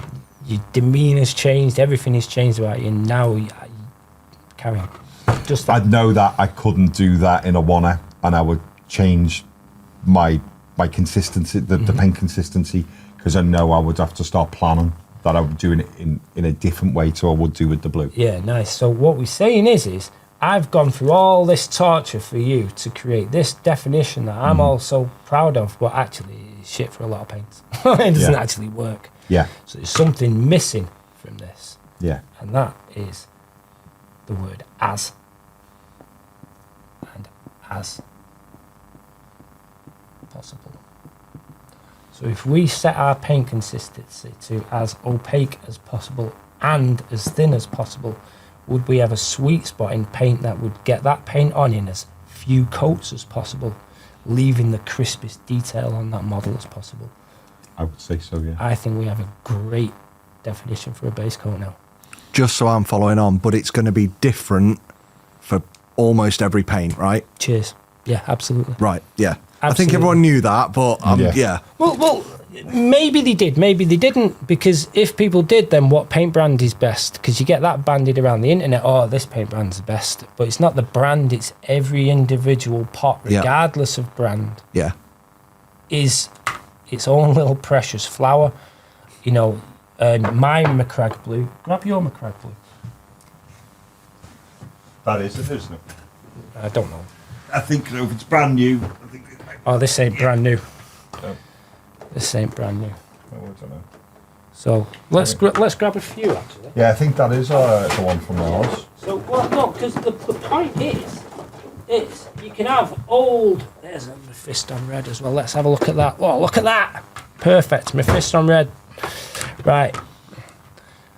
You use the same ratio of paint to water in both of these pots to get the same consistency. I don't know, is there a camera thing? That's thick stodge. That's thick stodge. Yeah, absolutely. That isn't thick stodge. So, do I use 1-to-1, 2-to-1? Do I use whatever it is, 50-50 in both pots? I'm going to get two different consistencies. So the brand isn't the point. The type of paint isn't the point. It's the individual pot gets you what you want if you know how to get it. So I would mix this different to this, but hopefully I'd get the same results, assuming this is actually usable. It doesn't look that usable, but whatever. You get the message. So also that puts you in control. You set the consistency. You set the opacity. You set how thin it is. You set you have the power. And that's the bit I'm pulling out of you, and that's why I acknowledged how your demeanour changed, because once you got it, what was you doing? You're like, yeah, I get this now, and I'm in. Well, that's the guy that gets better. Yeah. The guy that says it's not my fault. That paint's doing all this. Well, the paint was made to do all that, whatever it is it's doing. Yeah. It's your job to manage it. You're the painter, not the paint. Hiya! Yeah! So there we go. Right, having said all that, I hope that's all clear. Yeah. Hopefully it's entertaining as well, because I enjoy this. Hopefully you've got a better idea now of what you might have been looking for. Without knowing I was looking for it. Correct. Yeah. So now maybe you will behave a little bit different. And you don't have to, you're not obliged to, but if I ask you to start again, create a base coat for your model, let's see what happens. Okay. While I scrub off permanent marker off my whiteboard here. In fact, can I ask you to do this, please? Because I need to keep my eye on the big man over there. For he is my responsibility for the day. Dude. Nice one. If you need different types of whiteboard thing, Pat. hopefully. Try that's that. Keeping that there. Cheers, guys. So I notice immediately you're using side-to-side actions. Yes. You're also now paying more attention and taking your time doing what it is you're doing. Yeah. That's a beautiful thing, I think. Oh, nice. Well, thank you. Yeah, I used to mark one mouth. I'm all right. Here's a quick note for you. The way you wash your brush is really rough. Right. And while it can be, can I just steal this? Mm-hmm. I'm going to recommend you don't. Okay. If you were in my house now, you'd see little paint watermarks and splatters up the wall. Watch this.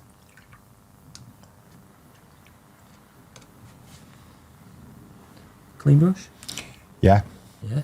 Now what there's not now is little splatters that go everywhere. Might end up on your models, might end up on your wall, or end up on whatever it is. But that's a beautifully clean brush. And it's a very nice brush as well. Your mate makes them. Yeah, he does. So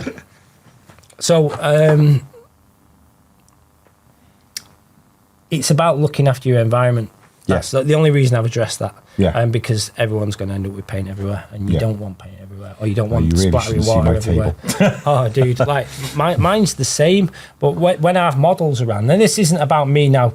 Don't get paint on my models, Geoff. No. These are on my table anyway, in front of all my students, and what happens to them because these are here to teach with and show examples to, and blah blah blah, and that's what they're for. And if they get roughed up in that, then that's what they're there for. Cool.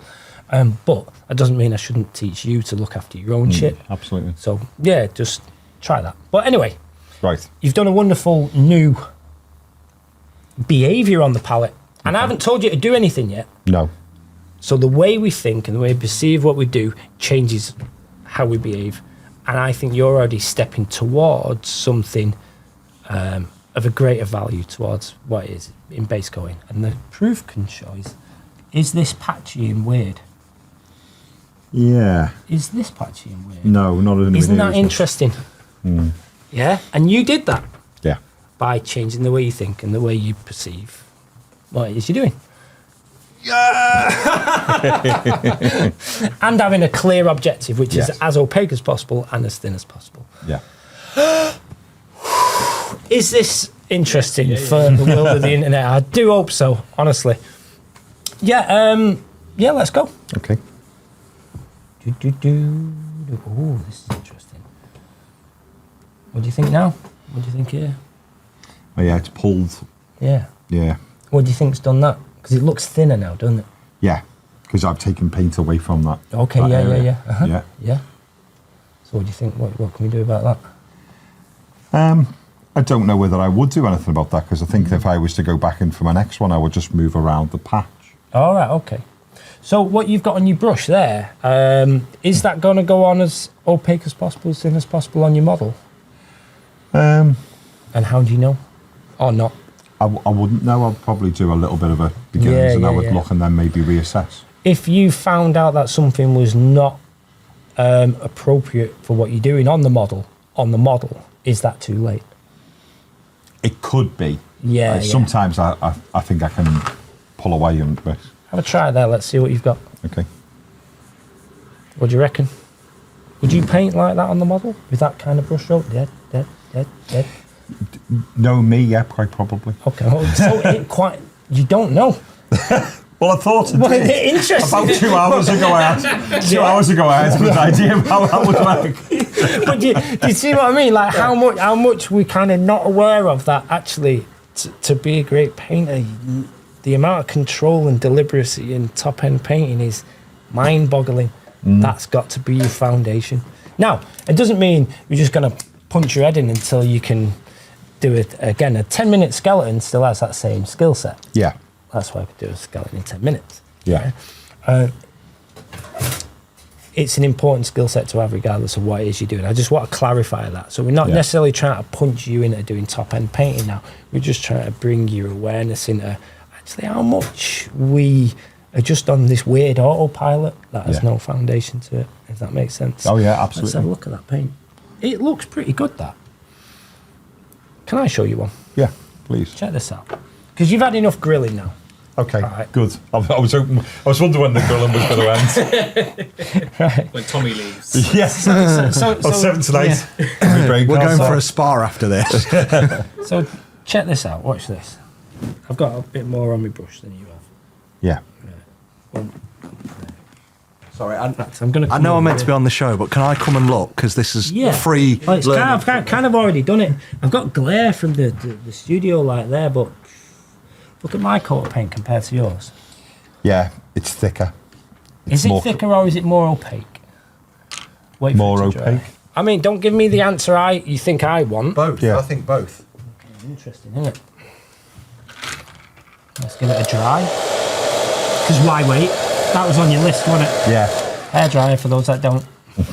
No, it's got nothing to do with. It's for me beard only. Because I'm worth it. Is that a nice matte, Yeah. thin coat of paint? Yeah. Yeah. So what did I do that you Move the didn't? paint pot, please, Geoff. Oh, sorry. I do apologise. No, it's fine. Okay. Not that far. Yeah, that's fine. What do you think? What do I think you did? I don't think you thinned it as much as I did. Well, naturally, yeah, because yours has got a translucency to it. Yeah. The undercoat showing through in it. Yeah. Yeah. And I think maybe how you loaded your brush was different to how I did it as well. Yeah, there's a lot different. Yeah. But what's interesting is how deliberately I got to it in as few actions as possible.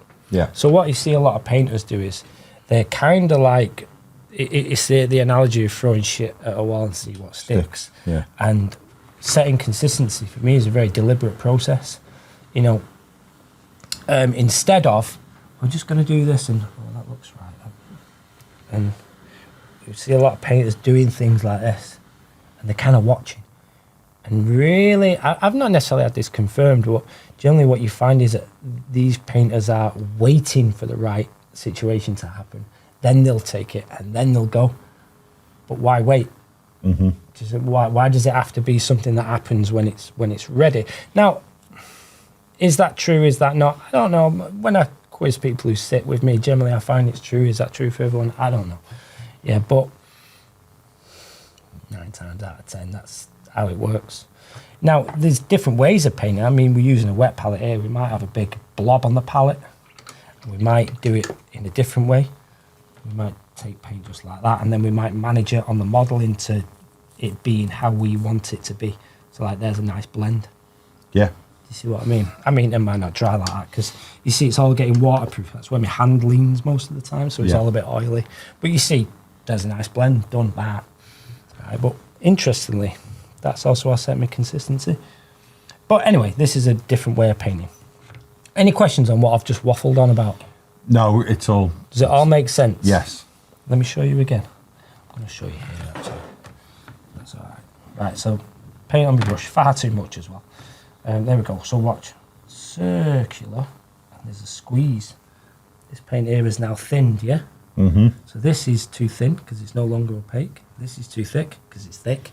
Yeah. Somewhere in here is somewhere that's as thin as possible, as opaque as possible. And there it is.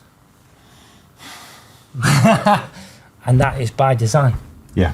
Every time. As I'm watching that, just to confirm, like, you didn't put the paint down and then put water on your brush. Water's in the brush. The water's in the brush before We'll it goes deal with that in the a minute, paint. yeah. Absolutely. Okay.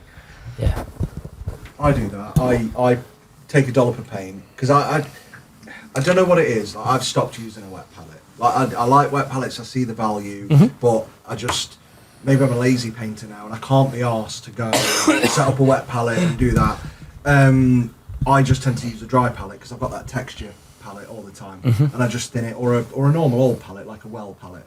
And I'll put a dollop of paint in, I'll add a dollop of water, I'll mix it round, and then wipe it off on my dry palette until I go, yeah, that looks fine. But at no point am I considering this might need more water, less water, no water, because there's already, like you say, there's already water in the brush. Yeah. So understanding how your brush works, what parts are for what is important. And again, while this might sound detailed or maybe it's advanced for people, I think everyone should know how your car works. Yeah. If you're going to drive it, you got to know. You don't have to be a mechanic. You don't have to be a car manufacturer. You should just at least know that if you don't use your clutch right, you're going to rip your gearbox apart. Or just, do you know what I mean? You've got to know.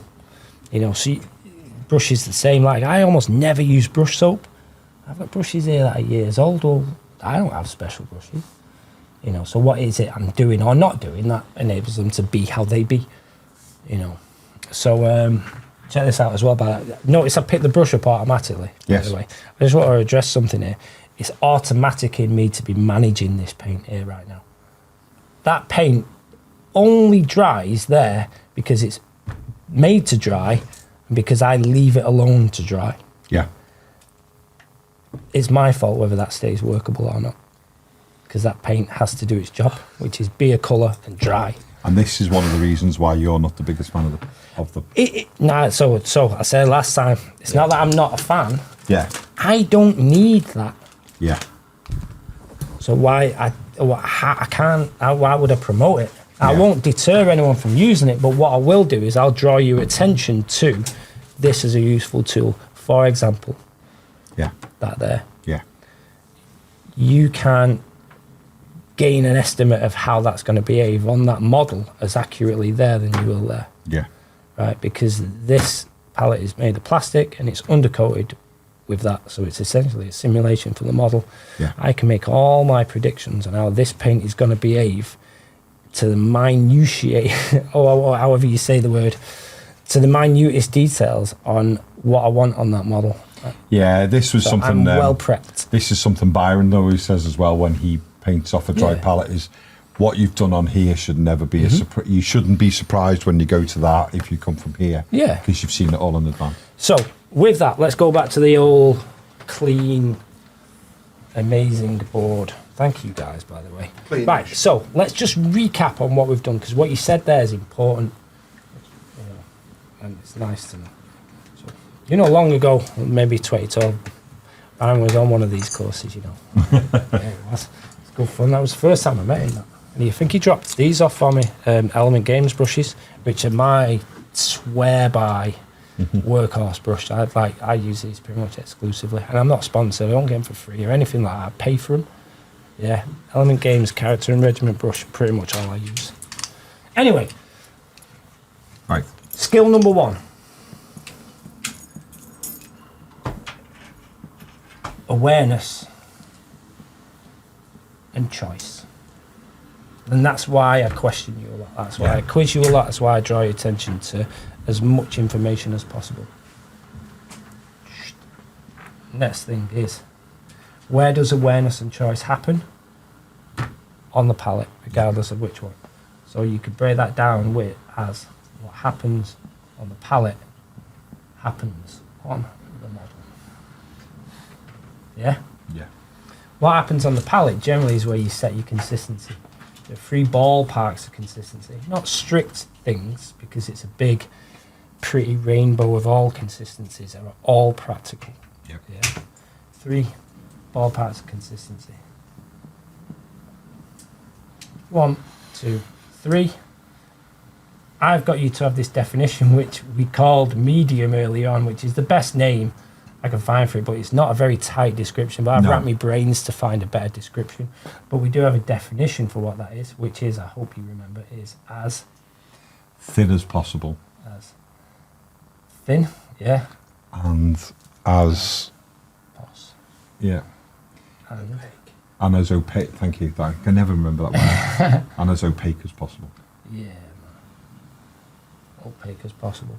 So right now, that's where you are as a painter. Mm-hmm. As far as your more detailed knowledge now goes, you understand it's about you and paying attention, making decisions. You understand that your palette has a great tool. It tells you. It tells you what it needs to tell you, only if you're paying attention. And then the last bit is you clocked how I load and shape my brush. Yeah. So, which actually can be broken down into pull. In fact, if I actually spell it right, pull, back, lift, and twist. Should be a cheesy dance single, that shouldn't it? Really? Right. Yeah. So there we are. Any questions on any of this? I don't think so. All makes sense so far. Yes. I'm going to demonstrate it one more time, and then you're Okay. going to have a go on whatever palette you Okay. prefer, and then we shall elaborate. Maybe we should have a quick brew break or something like that as well, because I sense there can be some overwhelm sometime. Yeah. If that makes sense. I'm a very easily overwhelmed person. Ah, yeah. Yeah. Right. Any questions? No, I don't think so. Right. Watch this. So, there's a McCred blue. Yeah. That's still your brush. Please do. I like to always use students' bits and bobs. You might notice I'm using me Eugene's, yeah. jeans, and I use these jeans all the time for this exact purpose. What I'm doing is I'm actually shaping. I'm glad the I brush. kept with blue then as me decision. Yeah, for the yeah. colour. So there's moisture in the brush. Let me Yes. just show you how much. Yeah. Quite a bit, Mhm. considering that brush was nicely shaped, Yeah. nice and sharp. Just pull that little bit of doodad off there. Yeah. So what we didn't have was this. I don't know how well cameras can pick this up. If you move it down more towards a palette, it'll be on screen. Oh, Don't know if you can see yourself. There we go. oh, it's Yeah. weird that everything's backwards. So yeah, we've got these water droplets Yeah. on the brush there. Right. So we know that's too much, at least for this objective. Yeah. Then if I squeeze all the moisture out, you see the brush is all tight and it kind of loses some of its richness in colour. Yeah. If you see, I mean, for one that is already dry, do a quick compare. Yeah. And then when I wet this one, it's now richer in colour. Yes. Yeah. So we want it rich in colour. It's a slight satin sheen to it, and a nice cone-shaped, consistent point, whatever But the not word dripping. consistent is, but not saturated. So what I do is I use the angle of this along this crease in my trousers just to pull back and twist. And that brush now is perfectly set up with a great amount of water in it. I'm a terrible one for mouth. So, I mean, I don't recommend it, like, at all. There's something about whatever is in paint is certainly at the very best kind of circumstances. It's just not fucking good for you. Yeah. Don't care how long you've lived. And you're talking to a guy who's had a metre of bowel removed for reasons like that. So Yeah. I just say don't. And I was the biggest and most cocky-ass brush licker. I'd be like, oh, I've had this here for months. Yeah, check me out. And yeah, have your guts removed and then come back to me and tell me it's top. Now, but the big thing is as a brush licker, it's some of that saliva does to, especially old Games Workshop paint, that made it work in such a fantastic way.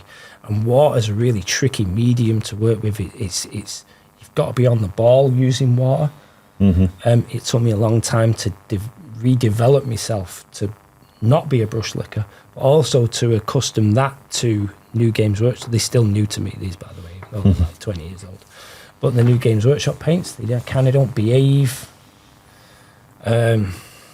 I mean, they behave predictably through me now, but I've learned that skill. I've developed that skill through what we're doing here. Why was I saying that? I can't remember. Right, so here we go. Quick demo. Get some paint. Yes. Maybe about a third up the brush, because Yes. I got too much earlier on.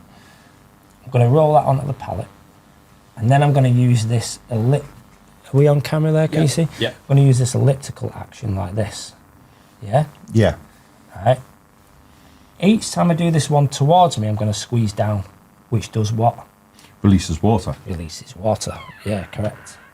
So, roll some paint on. Squeeze.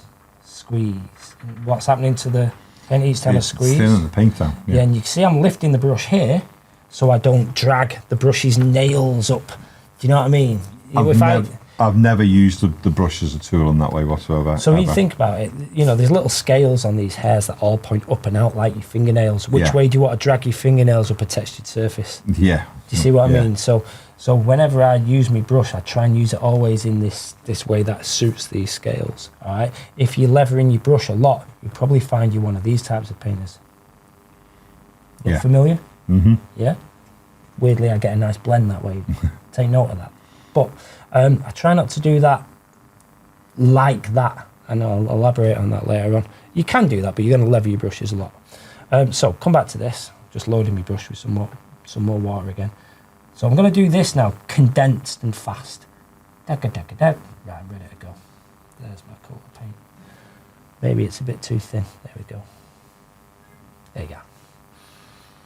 So you see how I managed that then? None of that was accident. Maybe this was slightly accident. Still make a good base coat. Yeah, but it took me a second just to pull some of this into here to make it thicker. And on we go.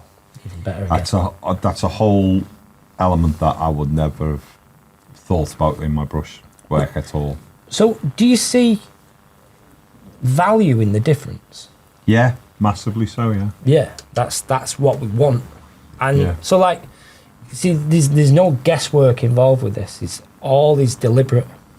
So the question is now, can we start to get Geoff and you guys to emulate that? See, I think that I think what you've shown there that is really interesting is it's made me realise that I think I've probably not. I'm going to use the word cared, but I don't think it's the word I mean. I don't think I've cared enough when I've been creating a base layer. Yeah. And I don't think it's because I'm disinterested, but I think it's because I just think about getting the process of that from that to that that I haven't put enough.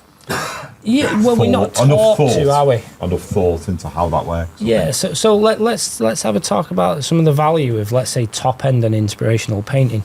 Nobody goes, look at that base coat. Do you know what I mean? No, I do, because I get it. Because the skill set to. So what am I teaching you? I'm teaching you to set a consistency, load a brush, and soon I'll be teaching you to apply it to a model. Yes. Okay, that's all I'm ever going to teach you. Which one of those doesn't count at the top end? Yeah, exactly. So within base coating is not just the foundation of your paint job, but it's the foundation of every part of your skill set. If you're neglecting base coating, you're neglecting highlighting. You're neglecting freehand, you're neglecting any other word you want to put in painting, you're neglecting it. Yeah, because that sweet spot of a medium consistency of as opaque as possible and as thin as possible is a hard target to hit. Yeah. Can you hit it? All of a sudden, base coating becomes very interesting. Yeah. Because glaze, well, maybe my glaze is a bit too thick. Maybe my glaze is a bit too thin. Well, so what? Maybe I can get it exactly how I want it, but it's a glaze. See what I mean? Yeah. Maybe I can dry brush with slightly damp dry brush. Maybe I can dry brush with a full dry brush.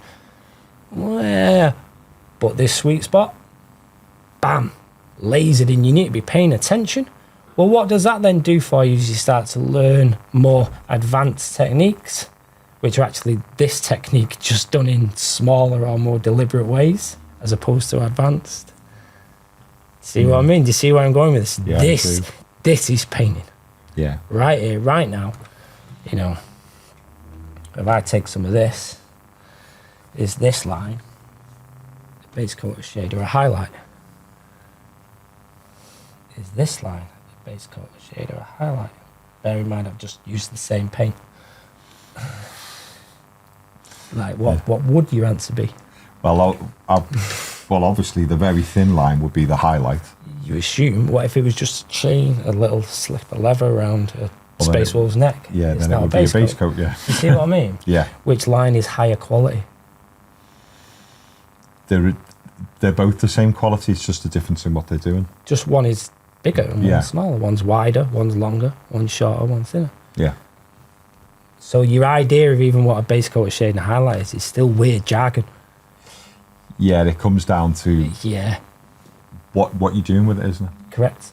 Isn't it really interesting? Yeah. So I'm going to shut up. Finally, I'm going to go for a pee-wee, Okay. if that's all right. I said that on camera, and it's going to happen. Because I'm only human, and we've had how many cups of tea since At being least here? 3. About a pint and a I half. tell you what, like my mouth gets so dry, man.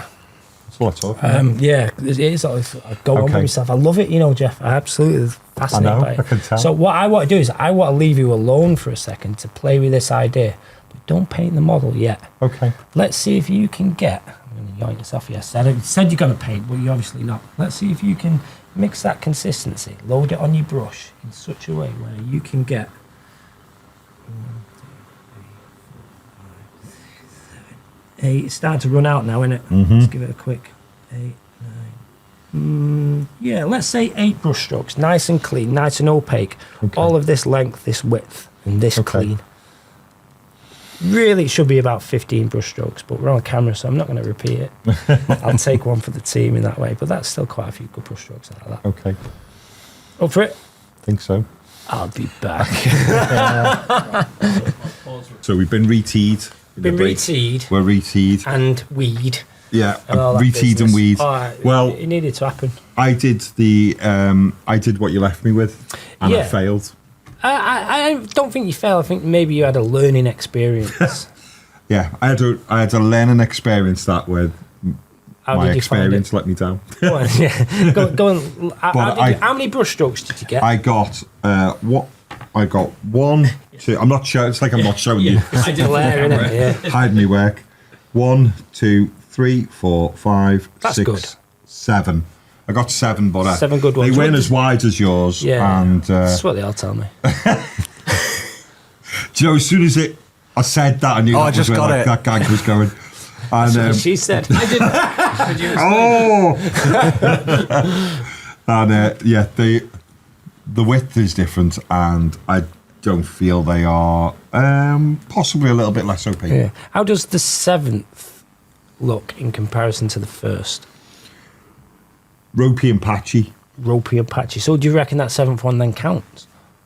No. Stealing it all off, No. But do you see what I mean? So like, Yeah, I think for So me there's a probably skill in the first 4 I probably think are useful. yeah. Well, I mean, they're all useful, Yes. but as per our objective, which Yes. is as opaque as possible and as thin as possible, then yeah, these fall short of that objective. Yes. And what's interesting is hopefully you're acknowledging now that this is a skill, and if we can refine this skill- Much more than I thought. yeah, absolutely, and that the ability to hone this skill at base coating is then going to change the foundational way with which you approach every other technique after that. Yeah. I hopefully Yeah. you can see that and understand that, and you guys in the room can as well, and you guys off in internet land, whatever it is. So But as you have made me realise that this is all of it to some degree, isn't it? yeah, It's it is all of it. Everything starts here, Everything starts. whereas I normally just put paint on there and do that, and then how I think about base coating the miniature and how I think about highlighting the miniature and anything else I do, I don't think of as being the same thing.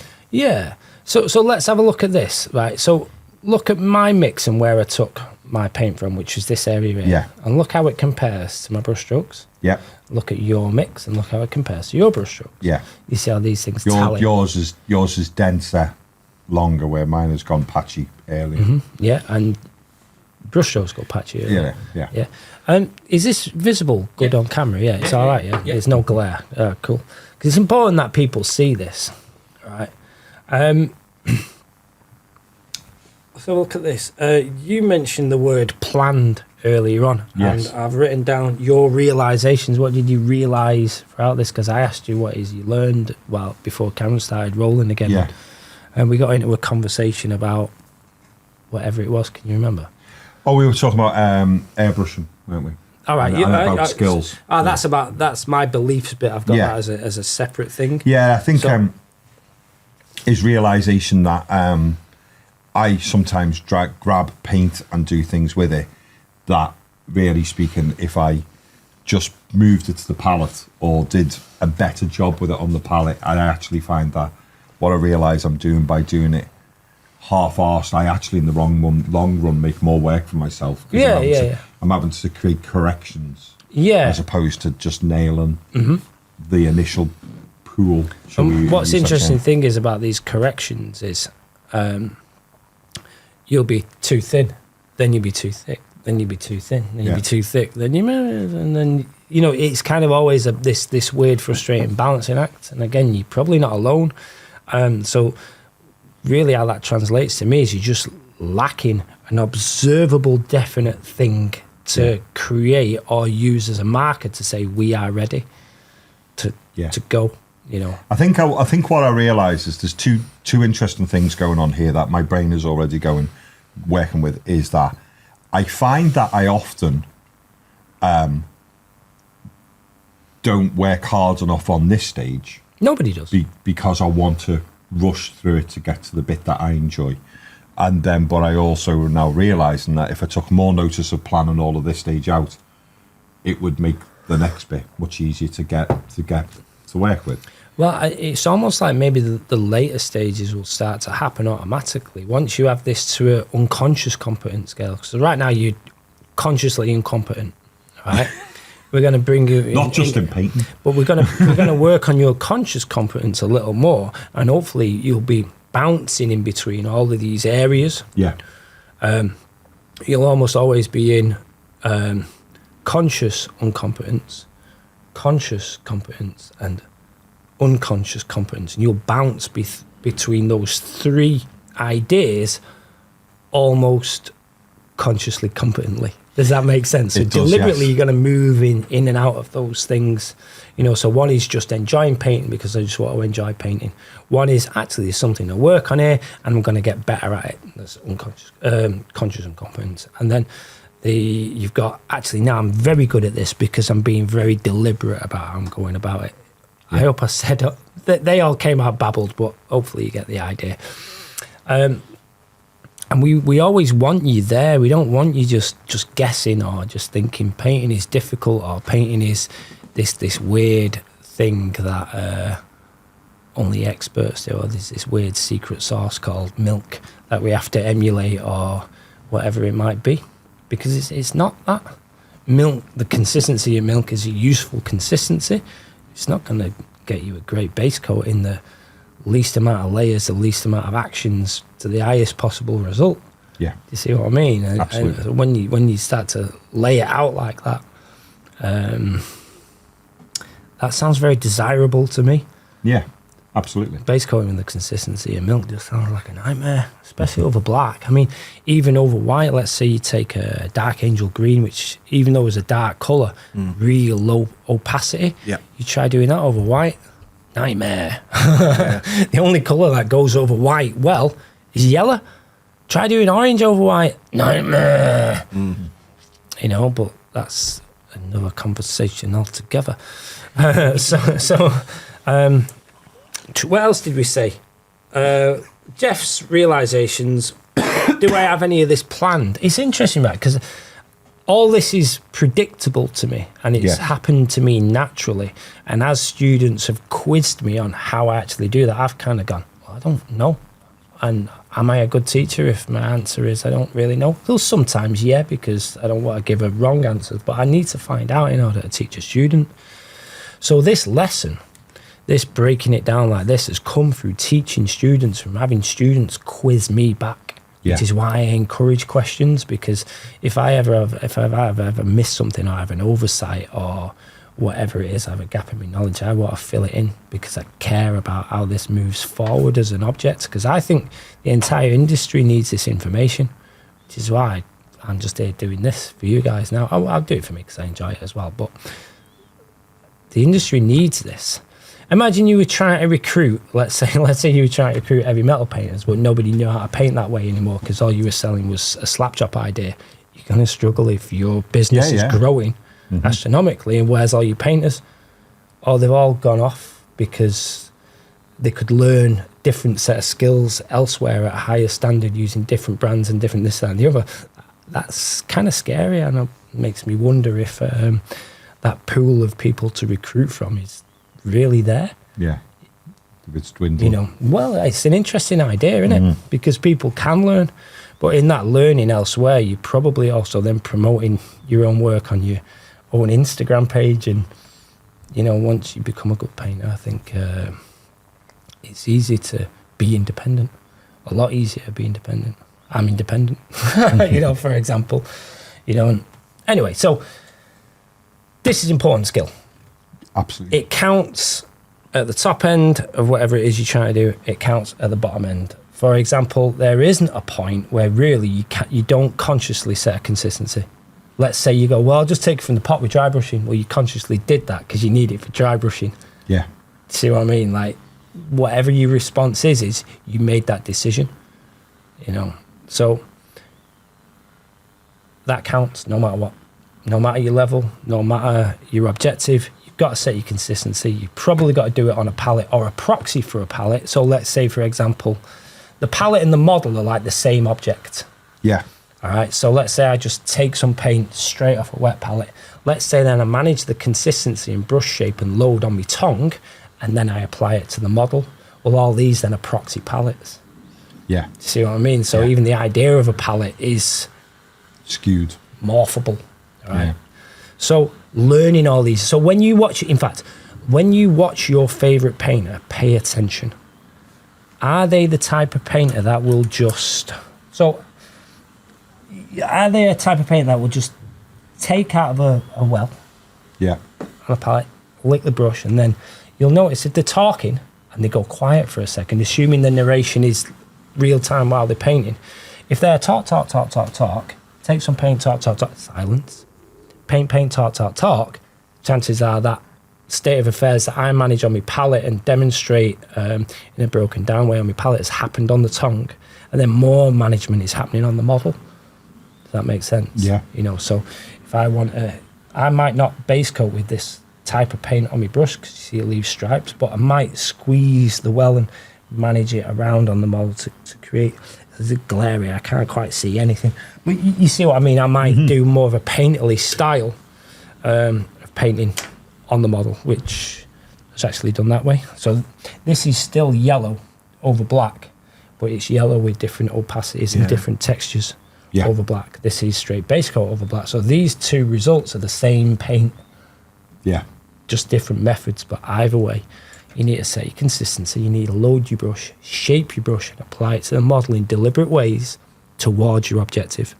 You have to have a good definition for your objective before you can manage them things towards it. Yeah. You need to know where you are and know where you're going before you can do the journey. Make sense? Yes. So there we go. What else? My beliefs, airbrush, palette, etc. You asked me. Yes. Do I believe, do I use an airbrush? Yes, I do believe, yes, I do use an airbrush, just not often. I prefer doing it all with a brush. Doing a blend with a brush from whatever colour to whatever colour is a most fascinating and tricky skill to master. Doing it with an airbrush or a rattle can, it's kind of straightforward, assuming you know how to set consistency and use an airbrush. Yeah. So especially if I'm a judge, I'm looking for the painter that can do it with a brush. Really, that juices me up. It's like, man, that guy's put the time and effort into not just executing it, but practicing it to execute it. Yeah. That skill set is all there. The other thing you asked me was about wet palettes. Use whatever palette makes you happy. There's a certain skill set in using this dry palette that gives me certain knowledge in how paint is going to predictably behave on the model. That skill can be learned with a wet palette, but it's a different experience. Yeah. You shouldn't choose a palette because Tommie said, or this guy said, you should choose the thing that gives you the most fun out of the hobby, and that's that. And I said that last time actually. Yeah. It's because the hobby is about fun, it's not about being good.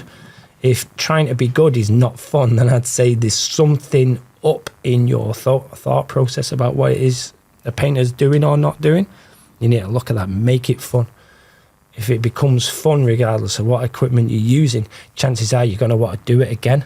Well, the more you do it again and again and again, are you going to learn more about it again and again and again? Are you going to get better at it again and again and again? And if every time you flagellated yourself or decided you didn't enjoy it, or this is a you experience, then you're probably not going to want to do it more. You're probably going to do it less, and you're probably going to not get better at it. It's kind of simple, really, you know.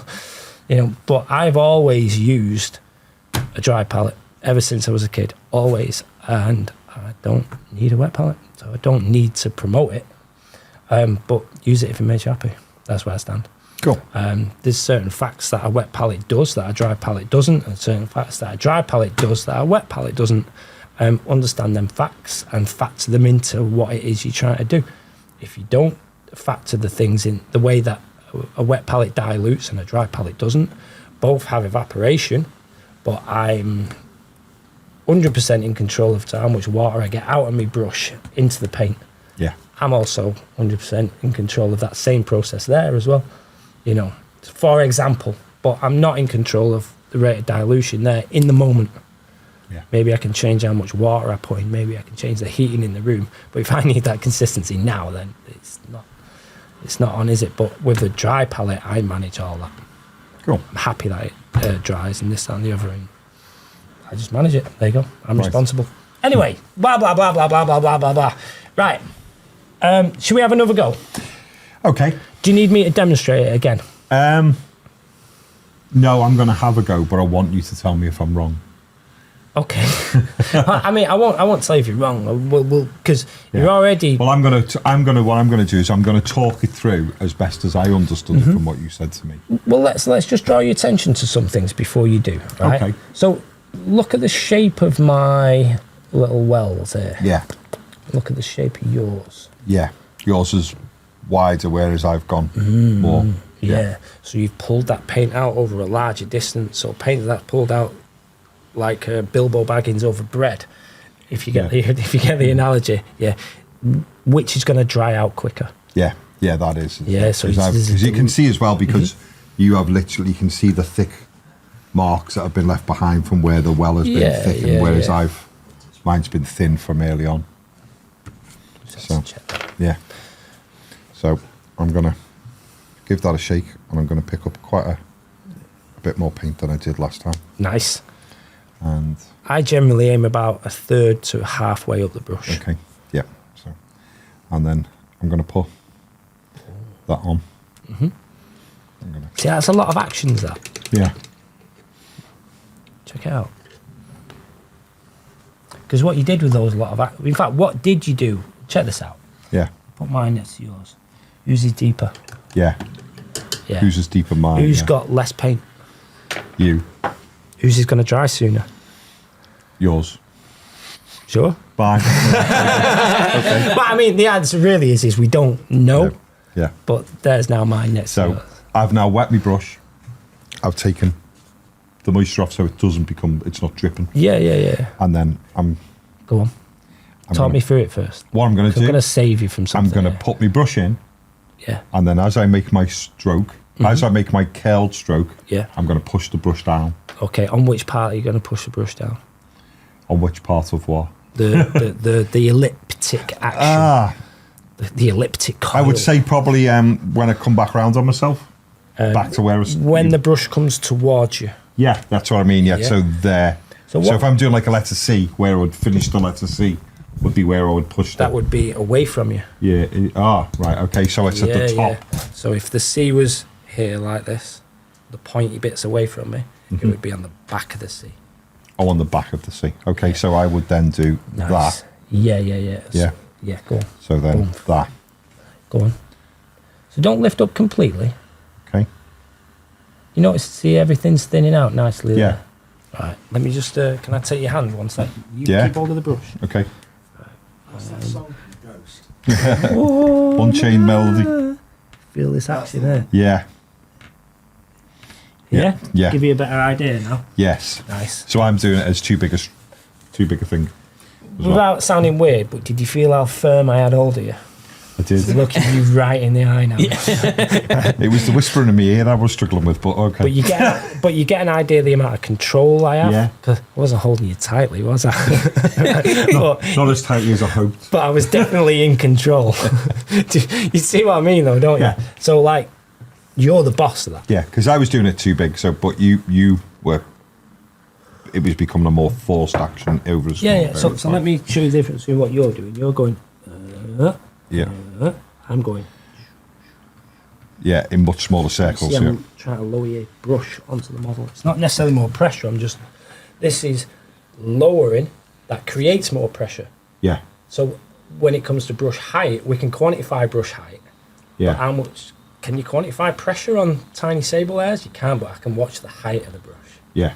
Yeah, so the height changes. Okay.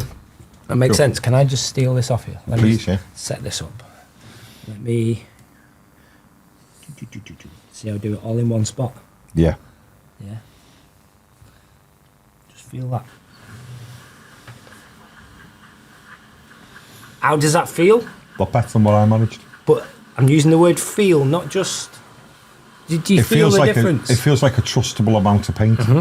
Yeah, it's something going on in there within the brush. Yeah. Of how it's set up. So now you've had a taste of the dragon. Let's go ride the train. All lessons are like this, by the way. They are. They are like this. Or at least I know Yes. I've let myself in for. I love it, me. I love messing with the person next to me. I love having a laugh with them, and I love pulling the veil away. That's the point. It's that veil's got a lift, and I never get bored of the first lesson with anyone. Never, unless it's really weird. I think I've had anyone that weird yet. Yeah, very good. Listening to the watching you both do it. So Geoff, you loaded the paint onto the palette. Yeah. Cleaned your brush, moistened it, took a bit off, and then thinned it down. Tommie, did you moistened your brush, paint from the pot, and then just started thinning it down? Yeah, so I moistened my brush, shaped my brush, took off all the excess, took paint from the pot, and then I kind of do. So I can break it down. Let me break it down, in fact. Okay. See, my worry was that if I then shapened my brush and then went into the pot, I would lose the shape of my brush. Yeah and no. Okay. So notice how on autopilot I was then. When you watch the video back, I took the brush off you first thing I did, wipe it, and I started managing it. I didn't even think about it. Yeah. You may have noticed a few times in the video as well, I'm keeping an eye on even me dry paint there to see if there's something workable in it, because I'll have that. It's there. Right. So, brush washed. Check this out, Geoff. So I actually use this crease in my jeans here. Oh right. Yeah. And you don't have to, but I do. Right. I used to brush lip to get the point right, but I'm Just zoom in on your crotch. yeah. Right. So I've got this crease in my jeans here, and the angle of the ferrule, kind of leads to the tip of the brush. Yeah. So I use the angle of the ferrule with barely any pressure just to pull back and twist and then lift off. And that gives me that perfect tip. Now I don't push harder than I have to because I don't want more moisture coming out of the brush than I want. This can be done on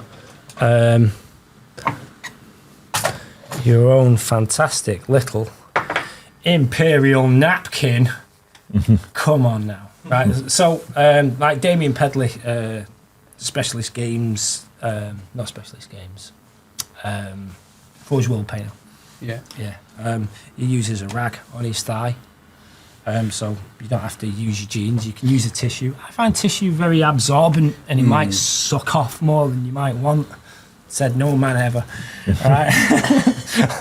Unless you end up with a bloodied stump or anything like that. But I don't know. Maybe delete that. So you've got that. It just. Yeah. I make it work. There you go. Bam. Done. So there's that ready to go. Go in the pot. I go up to about half. Yeah. Maybe that's just under half. It's not a big blob. It could be. Let's take more because you have a habit of taking lots. Yeah, I do. So let's work with that. Yeah. Yeah, the Games Workshop love me. What I do is I stack the paint up and twist. Notice I'm rolling the paint off on the spot. Instead of pushing it onto the palette, you're tipping it like that. off Yeah. the brush. All right. And then I'm going to come in at the side. Yeah. And then I'm going to take some paint away. Yeah. Squeeze. Come back up. Spiral up. Squeeze. Around. Squeeze. Squeeze. Squeeze. Squeeze. Squeeze. Squeeze. Squeeze. Squeeze. Squeeze. All the way to fully wet. All right. So that's the broken down version. Yeah. Quick version. I've already set my brush. Take some paint. Roll down the palette. Squeeze. Squeeze. Squeeze. Squeeze. Squeeze. Ready to go. Bunch. So how do I know when to stop? Because this is too far for our objective, which Yes. is as opaque as possible and as thin as possible. Yes. Notice the back end of this paint here is starting to dilute just there. Yeah. Yeah? So I don't need to go any further. No. Do you see what I mean? So I stop at the sweet spot. Yeah. And you just watch the back of the brush. Where the paint stops being paint and starts becoming just brush and water. That's the well of the brush. When I see that get activated on the palette and that paint starts to thin, I know the tip of my brush is going to be at that sweet spot. Cool. Every time. Every time.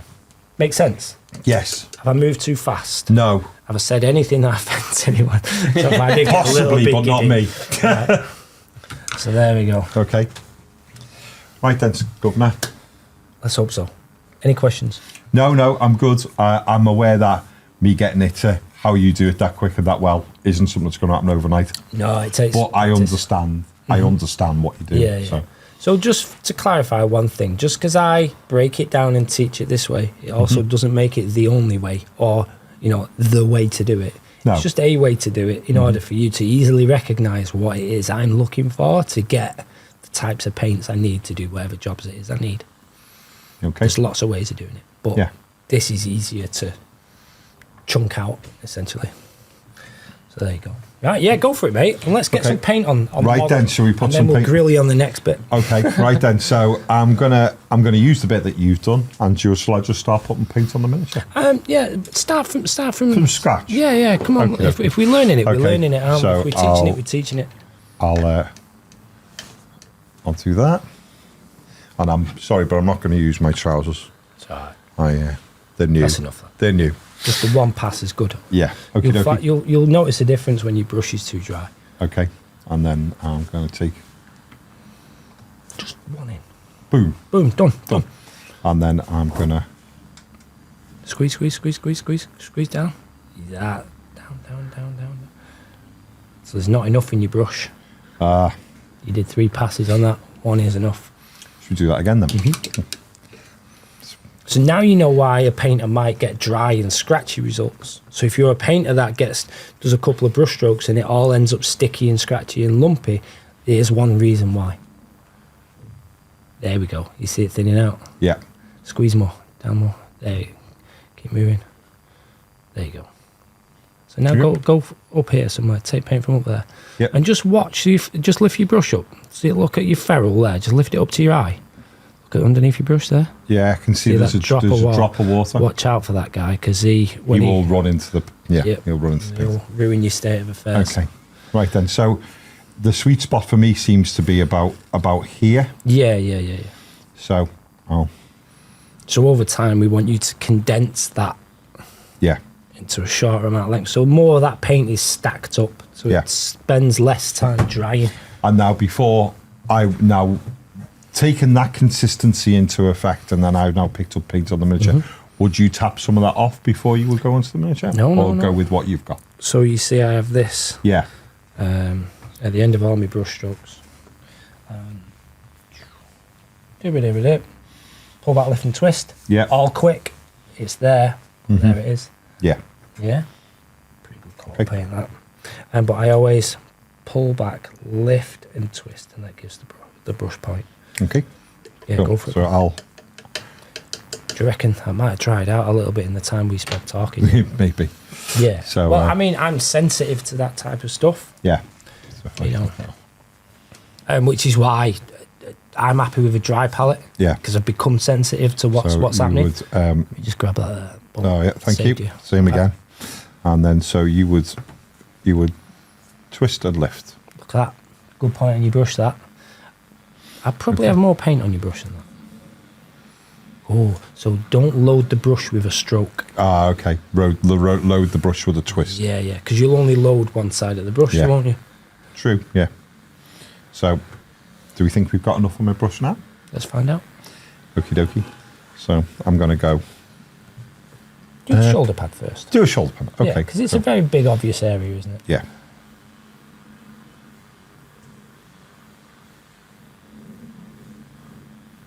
Stop.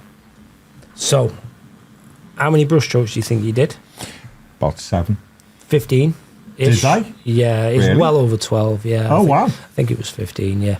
But in the last, say, 6 brush strokes, what kind of quality would you say you paint at as far It was as? starting to break down. Yeah. So that's a point I'd stop. Stop. And Yeah. then reset, because it's not going to plan. So why carry on Yeah. from that point of view? And I think that's something I'm really guilty of, is I will just Yeah. fight on to the bitter end when I really shouldn't. Everyone, because the reason I pull these things often is because they happen in every lesson. Yeah. Every lesson, So the reason I'm proficient at jumping on these things in the way I am is because it's well rehearsed. It's not because I go into a lesson having a plan that I'll get them on these things. It's that you present these things, the student presents them consistently, which is why this material exists. It exists because of the students, not because of my planning. Yeah. All this lesson is because of how some people in the hobby are, or rather a lot of people in the hobby. Let me just steal some. Notice this is drying out real quick and mine Yeah. is still. Yeah, absolutely. Yeah. So there's a skill in using a dry palette. I'd recommend to everyone to develop it. Look at the amount of paint you've put on the palette there. Yeah. The model, sorry, in 12 strokes. Just make sure I've not got enough on. 1, 2, Oh, 3, it's massive 4. difference. Yeah. Yeah. Yeah. So can we see on camera that? Yeah. So in my 4 strokes versus your, let's say 12 to be conservative. I'm pretty okay. sure it was 15. Yeah. Right, but not only is my opacity better, but my economy is better. Yeah, absolutely. That makes sense. So in the time after this lesson to whenever we come together next, this should give you a good idea of what you should be working on. Mm-hmm. Now, you gave me an example of a subject we could work on by text. Well, it was something to Yeah. do with volumes or... Yeah. Yeah. Now, I said to you, well, we can do that, but what you'll end up doing is showing me what you really need to work on. Because the first thing you'll do in that lesson is you'll do this. Yeah. And then you'll do that. And then I'll go, stop, let's do this. 'Cause Yeah. you need to know how to do Yeah, this. absolutely right. And, See what I mean? it's funny because obviously I think it's easy, isn't it? I think when you paint and you, whatever standard you're doing it to, you always will be looking to some degree. You'll look at your peers' work or or people on on Instagram or whatever, and you're going, that bit seems to be the bit that my miniature's missing, is that light and shade or contrast or whatever. And and I think is one of the things that makes looking at a miniature make sense is the placement of light and so on. Yeah. What you realise is that, and as you've just pointed out very, very quickly, is that you have to have everything else, to use an army expression, you have to have everything else squared away really before you start worrying about any of that. And Yeah. it's I feel this is the bit where I was talking about the worry was that I feel exposed. Yeah. But you go, I've just been quite happily sitting there doing, and it's the bit that I don't like doing that much. And I realise I'm making it take far longer than it needs to do. So here's an interesting example there. A lot of people think about lower standard painting, army painting, three colours minimum tournament style painting as being this faster, just slap it on kind of way of painting. It takes less time and less effort and blah, blah, blah. Yeah. And the high standard way is lots of carefully take time, blah, blah, blah. But I've just done less actions with less paint and got a higher quality result in less time. It's interesting, isn't it, when you really look at it in this demonstrable way? Because it's not, let me just make sure everybody knows, this is a skill set to develop that gets this, as opposed to the protocol itself. Oh, I did everything Tommie did, I'm not getting them results. Well, probably because you've not developed the skill set underneath the protocol, and that's always the awareness and choice part. Yeah. Do you know what I mean? Because you're doing everything I've said, Yeah. but you're not. Do you know? No. Do you know what I Yeah, mean? yeah. So we need to make sure that we're the center of the skill development part of everything. So can I just set you up a brush again, just so Please, you yeah. can experience this? Yeah. I'll Don't use you? yours. Yeah. Any brush is good. So I hope that's reassuring as well. Yeah. Any brush is good. Yeah. You know, like it's the craftsman, not Yeah. the chisel. Yeah. You know, while a good chisel helps, a good craftsman's probably going to Yeah. do anyway. That's how I felt then. Notice I stopped. Mm-hmm. All right, I stopped. I've reloaded my brush and I thought, hang on a minute, I'm not going to give Geoff what he needs here to experience what it is I want him to experience. And that's the kind of sensitivity I've developed. I know, and I can see it, and I can see you, like minute amounts of difference in whatever it may or may not be. This brush holds less than this brush, like in kind of like a saturated kind of way. Yeah. Feel it, but I think I might have overblasted that with material right now. Okay. But in security, in response to this behaves a very different way to that. Even though that's a bigger brush, I feel I can get a larger load out of this one. Okay. Which Shall I go into the shoulder pad before you start painting, or start a fresh Up one? to you. Should Whichever. we start with a fresh one? Just because I think I'll feel like I'll see the difference Yeah. more then. So Nice big brush. Don't. Yeah, that second brush stroke. So your first one was bum, your second one was rum. You Yeah. feel the difference, yeah? There you go. How does that feel in comparison to anything else you've done? do you know what I think? Do you know what I think you've done here? You've made me feel. I think you've done a really good job of explaining something to me. You've done a really good job of explaining this to me, but at the same point in time, I also feel like I've just been sitting around wasting me bloody time on some level. Do you know what I mean? And I think you go. It's the most simplest of things. The putting the paint, the putting the generalized color on the paint, on the model, before you do the nice stuff. And I realised I've actually been sitting around making my own life really bloody difficult for myself. That's why I now feel relieved and equally more frustrated. I feel relieved, but equally more frustrated as the fact that I haven't been able to suss this out. Yeah, you know? so and it feels like a very basic thing to not know, but it's carry on. but it's not a basic thing, is it? It becomes a basic thing. Yeah. But when you realise you haven't been doing it right, it's not a basic thing. You think, oh, this is a thing that's got more going on than I realised. So this is why I'm crazy passionate about sharing this as much as possible, because the hobby as it stands right now needs this, as far as I'm concerned. Yeah. If this isn't being taught, because this can be right, let me just be clear about one thing. I'm taking you all around the houses. That is Geoff's brain. Yeah. I'm going through every bit of it, blah blah blah. I could just go, Geoff, here's how you do it, and that would be. So if I was in a games workshop as a staff member and I was giving an intro lesson, I would deliver this in 30 seconds. Yeah. Yeah, but I have maybe an empty vessel with to fill with information. Yeah, so what I'm trying to do is I'm really trying to care for you and give you a full-on experience you won't forget. Absolutely. That's what this is about. I'm trying to change fundamentally the way you think and the way you perceive painting, so you can respond to it different, so you go away as a better painter. I enjoy doing it on camera for everyone. I really do enjoy it. But this is here for everyone else. It's as simple as that. Like, you know, why isn't this the basic? I just don't think there's any kind of nefarious thing. I think it's just innocent amount. It's a product-based and dogma-based hobby at the moment. It's as simple as that. Yeah. Do you know what I mean? I wholeheartedly agree with that. And the more that happens, the less we're developed as painters and as artists.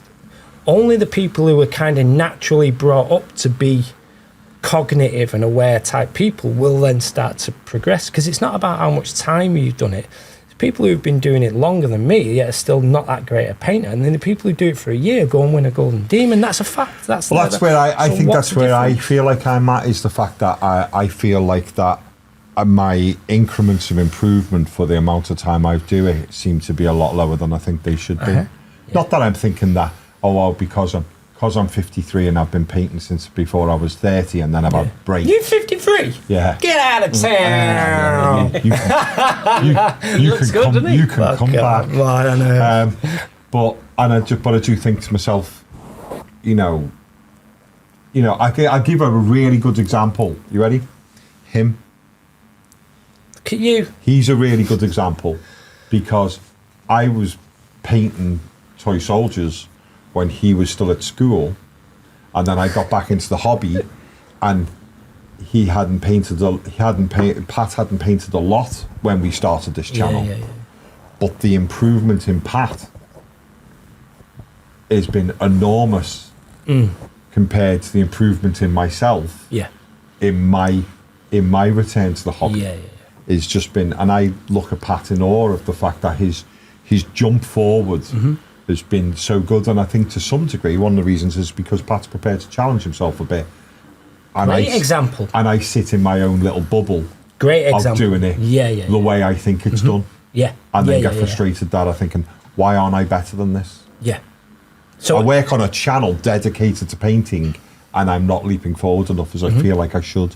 And this year was the year where I thought I'm going to take the bull by the horns and figure nearly the balls by the horn. The balls by the bull by the horn and figure out this has to stop and I have to improve in a rate that I feel is a noticeable one. So let's just make sure that you're a little bit grounded as well. Hopefully you don't use that information and that desire to flagellate yourself if you don't hit those targets. Oh, I'm terrible for that on a whole range of subjects. So let's become aware. I can go of that. home.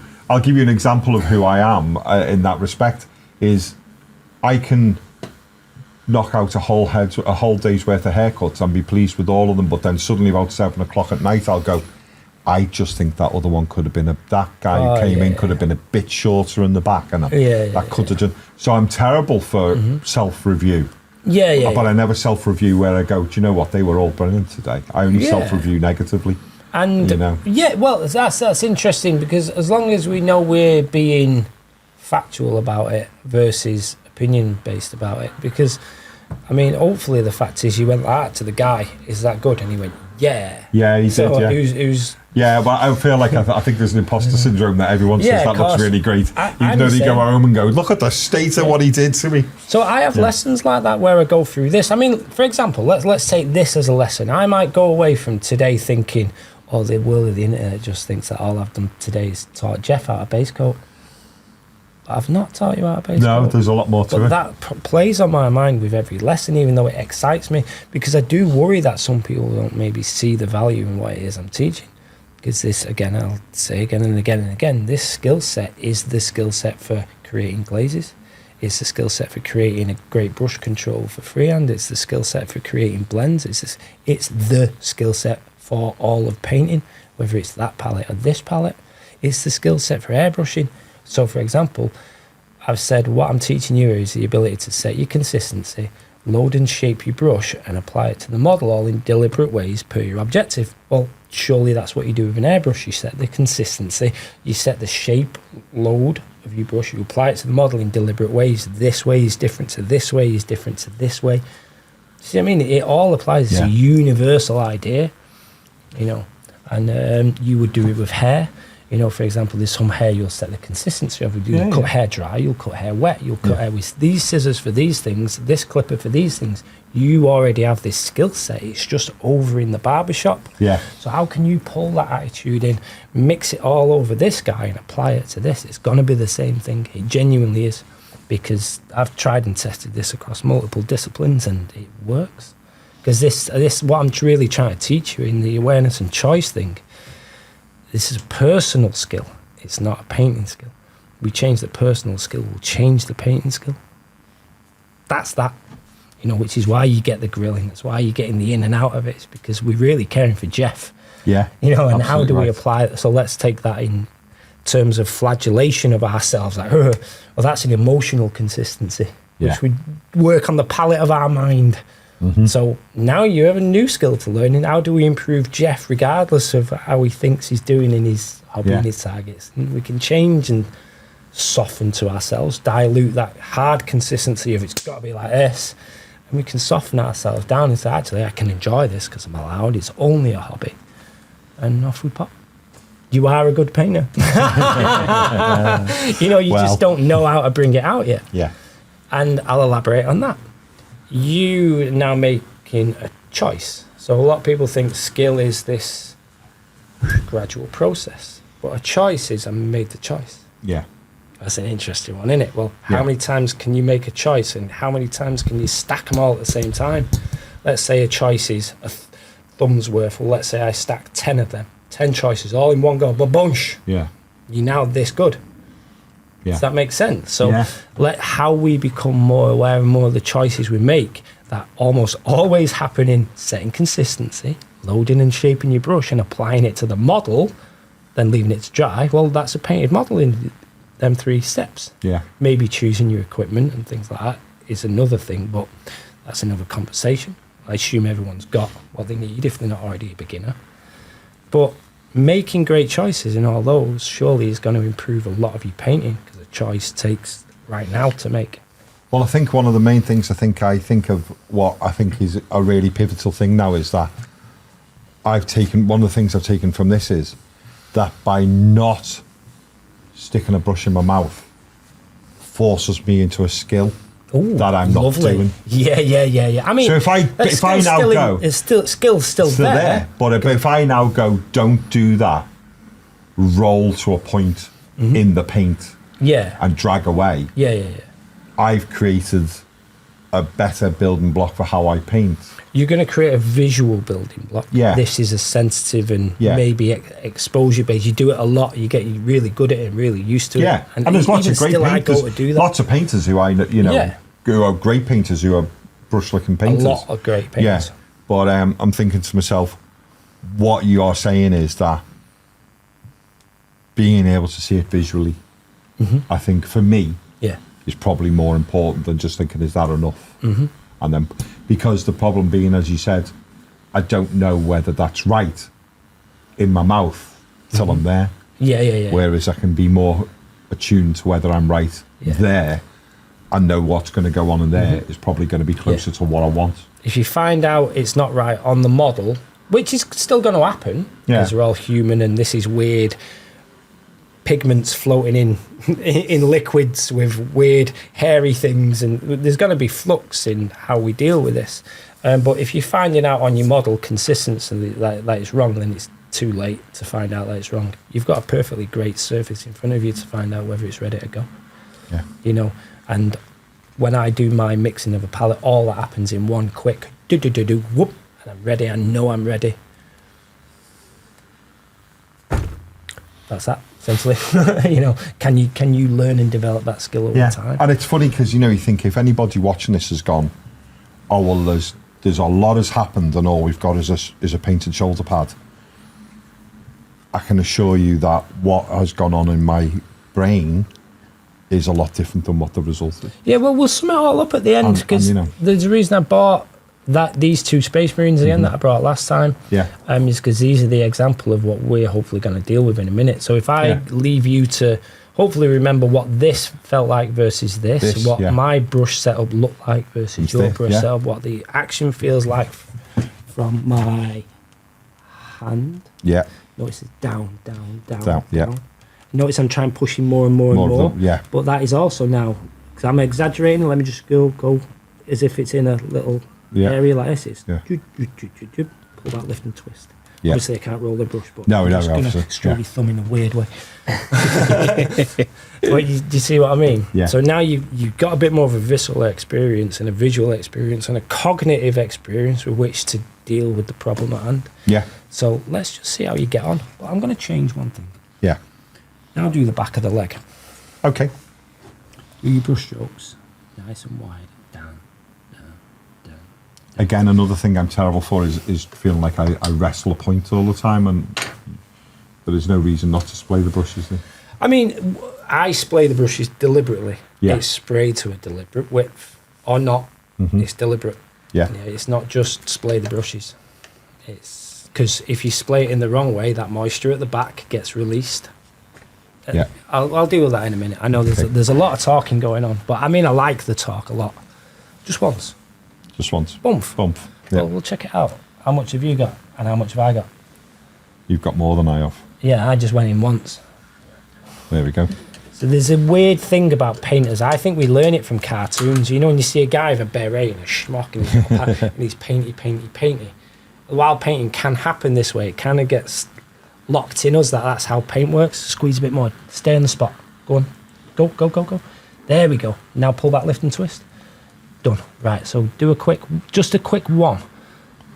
Quick what stripe? Yeah, quick one. Okay. I say quick. Right, done. Is that too thick, too thin?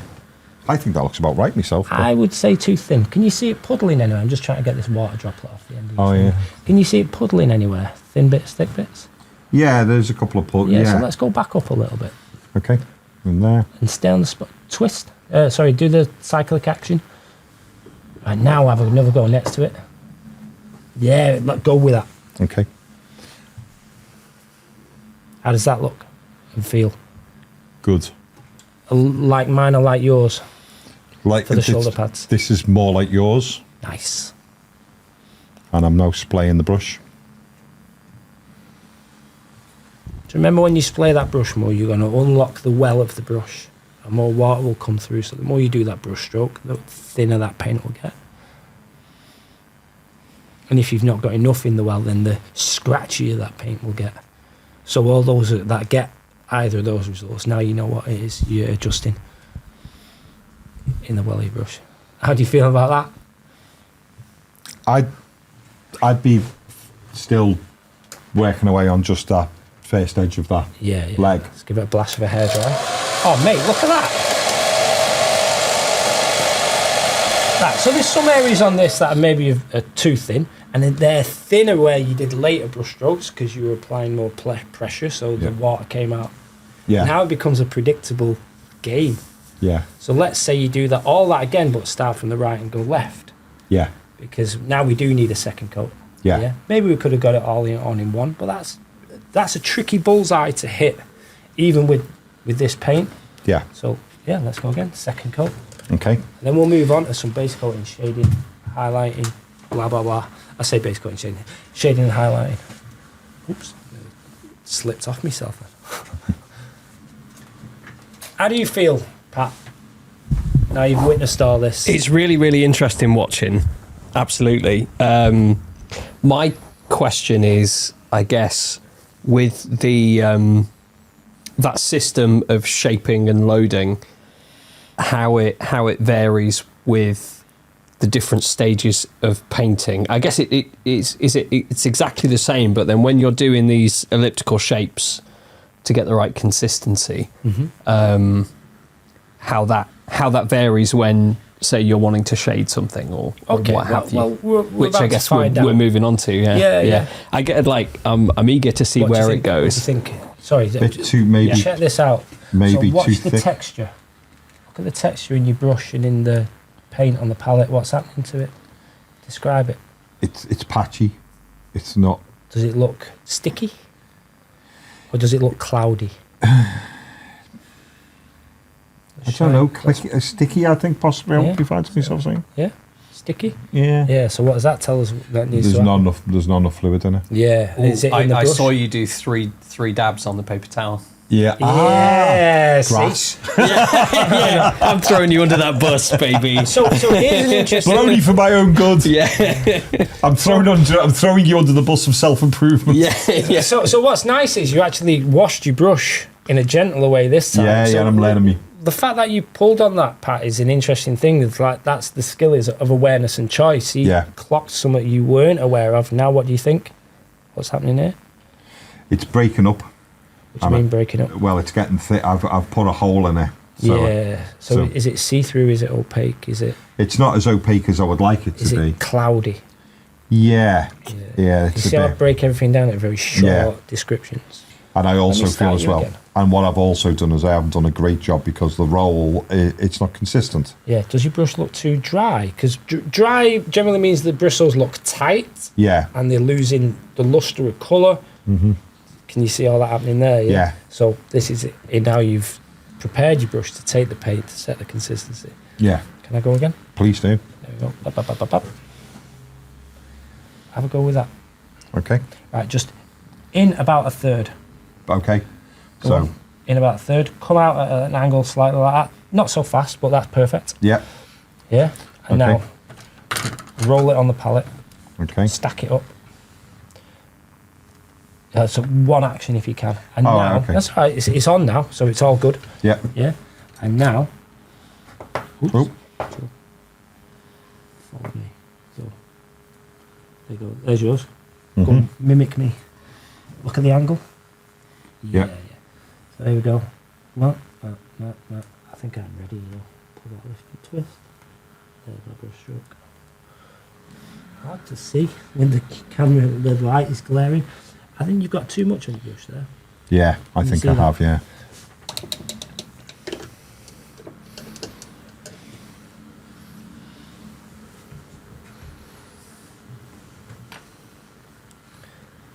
Getting That's interesting. the roll and the lift in one action. Yeah. Let me I'm set feeling you a up bit again. gammy handed. That's all right. Well, it's going to take time, isn't it? Yeah. Perfect. Maybe. That was hilarious. From here, it just looked like you were having a little twiddle in the paint. Yeah. Yeah. That was earlier on in the break.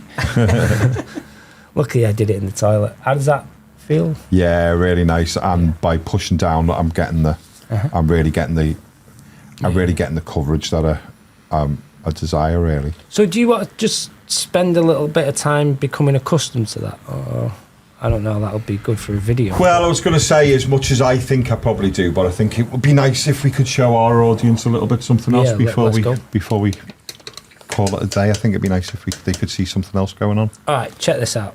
So, Okay. I'm just going to do a quick base coat at the back of the leg, just like you did. Oh. And the reason is it's just good for demonstrating this type of stroke. Yeah. Because notice I'm having you do this all the time. Yeah. I'm not having you go when it comes to actual painting and testing the paint on the model, I'm having you do this pull action all the time. And it's not pull because it's pulled towards me, because this is also a pull. Yeah. But it's like the bristles are being pulled by the direction of the handle and in the direction of the handle. Mm-hmm. So I've really been secretly training you to do that all the time, because it's a really predictable and effective brushstroke, and you can do a lot with that brushstroke. Okay, so there. Too much on my brush. There we go. So zap. Yeah. No. I'm quite happy now seeing you do that, because I realised that I wasn't doing a bad job of getting it onto that leg. No, not at all. Yeah. Yeah. Cool. And then why wait for paint to dry?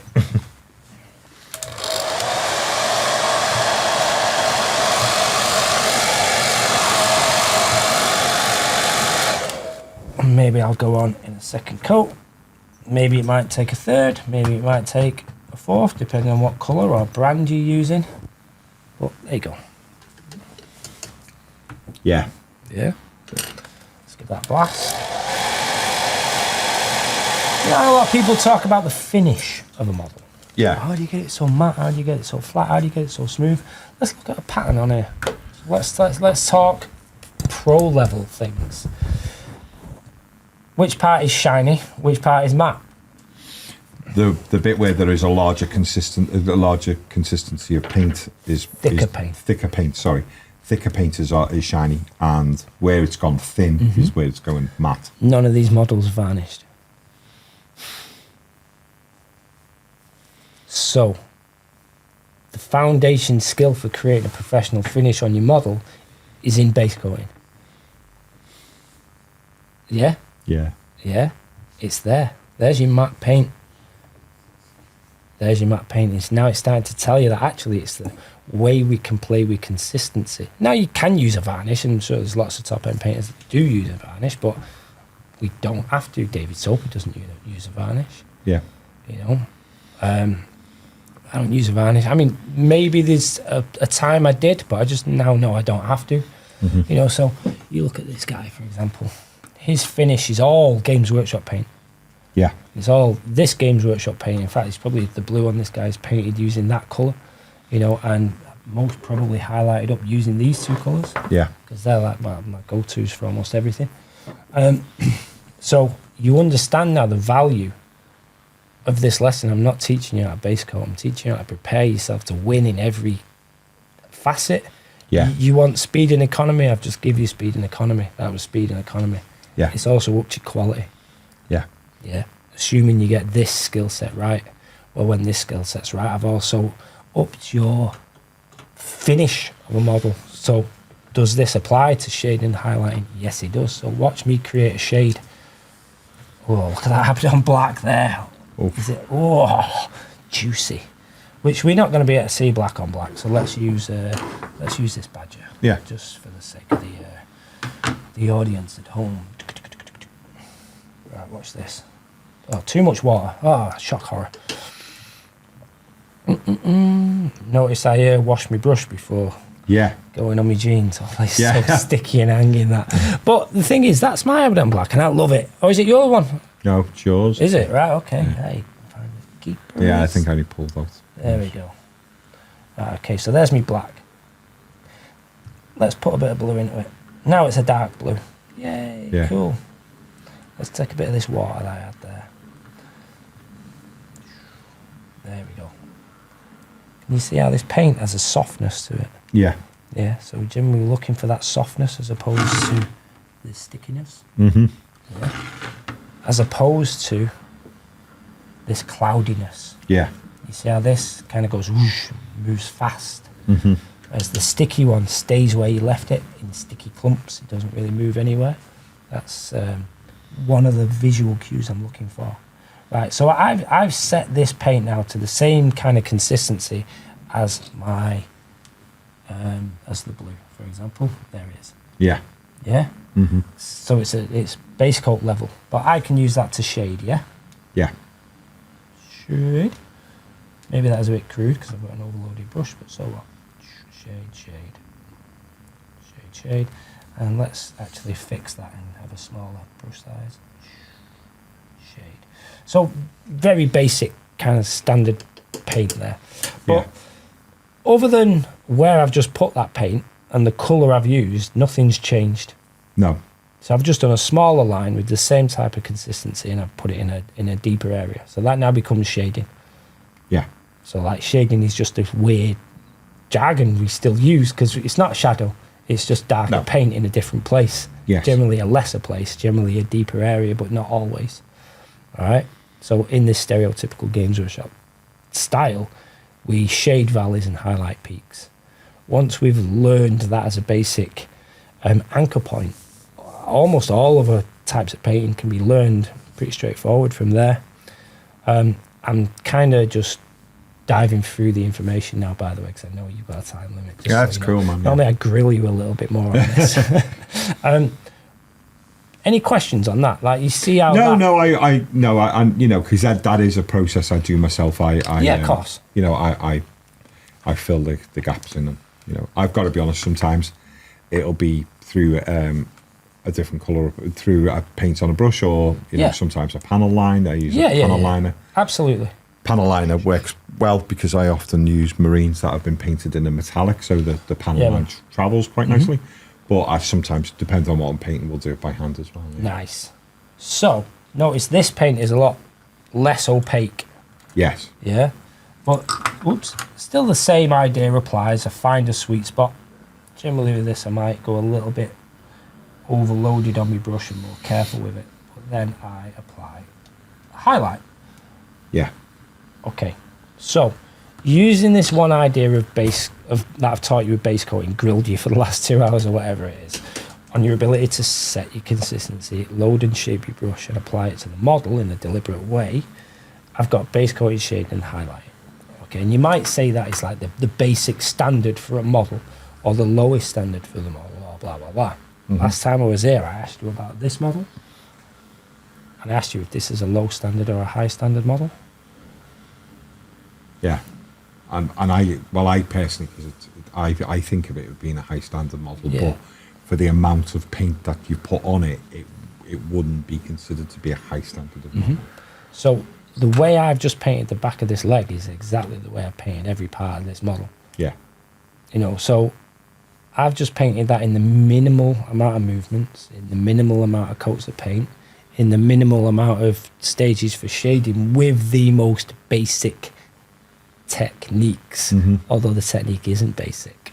No, it really isn't. Do you see what I mean? It really Because the isn't. technique really is happening here. And what that's given me is something a lot higher standard than you might think. You know, pass that to you as well, just in case you've got any questions, because it's really important to clock this idea because I'm kind of demonstrating the idea that really good painting can be easier and quicker than you think. Yeah. If you're working with awareness, choice, and economy in mind. How can you find them sweet spots? And that's a skill set, I think. So, like, I just demonstrated that real quick. We've grilled you for however long on just setting a base coat and blah, blah, blah, and then I just go blah, blah, blah. Well, it can be taught that quick and easy, you know, but most people are locked in this existing way that the hobby's in, and some people are getting frustrated with it, and they don't have to be. Does that make sense? Is it everything I kind of say it is? Yeah. And I'd really hope to be called out on it. No, like so I looking at that model with in comparison to say the other chap with the banner on his back that was in the book, like this guy. Yeah, he's had more work done to him. Yeah, he's had more and you can work tell based on this principle. Though. Yes. Yeah. No, so it all makes sense. Yeah. And I like the fact as well, like when you came to do that recess, you didn't just go black. No, I could. I nearly did, but I just thought some people would be funny about it. But you pulled the blue into it, which just helps with the harmony of the. Yeah. But black would have been fine. Yeah. If I was doing an online lesson, I'd have done black because it's easier for a student to see over a screen. Yeah. So I'll always do what's more obvious as opposed to what shines me and me painting in the best possible light, because it's not about me as much as I sit here being all giddy and having a laugh with people and pulling them apart in whatever way. It's always about you. Yeah, you know? Absolutely. Or about the community. And hopefully... So here's the thing. I'm pretty sure you're not going to forget this experience. Oh, good God, no. All right. So what that means is every time you're going to set up your paint, you're going to be more discerning about it. So I've created discernment for painting in Geoff, and hopefully everyone else watching. And that's the bit, is I sort of feel enlightened, and I feel a bit disappointed that I wasn't, without all due respect to you, Tommie. Do it. I'm a bit disappointed I hadn't figured this out my own years ago. And that's the bit that annoys me a bit now. How did I not know that this... I know, and what I just can't get across to people is people watching the show going, you've spent hours waffling along about this, and you've only painted a tiny little bit of marine, and there's just loads of stains on a dry palette. But it's already making me realise that, I'm not fully aware of what was going on to me miniature. It's also made me realise that I wasn't utilising the brush on the miniature to its best effect. Because you don't understand the brush, I would say. We'll do that in a second, actually. But I think, and I think it's, and it's like, exactly how much water have you got in the brush? Why aren't you pushing the water into the pool of paint you've created on the palette?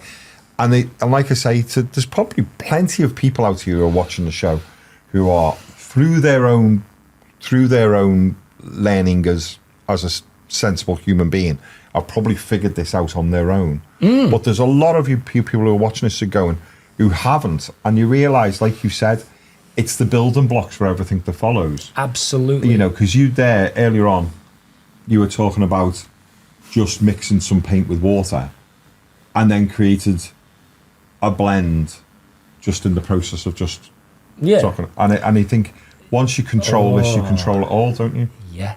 Well done.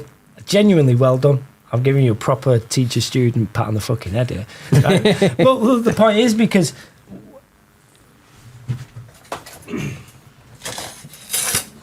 what happens on the palette happens on the model. Yeah. Well, if I've just done that, like, if your mind isn't open, you just go, Tommie's just set a consistency there, then that's all you see. Well, if you go, hang on a minute, that setting of a consistency looks like a blend, and if it can happen on the palette, it can happen on the model. Yeah. So in teaching this, I've taught you so much. The question is do you have the wit and vision to see it?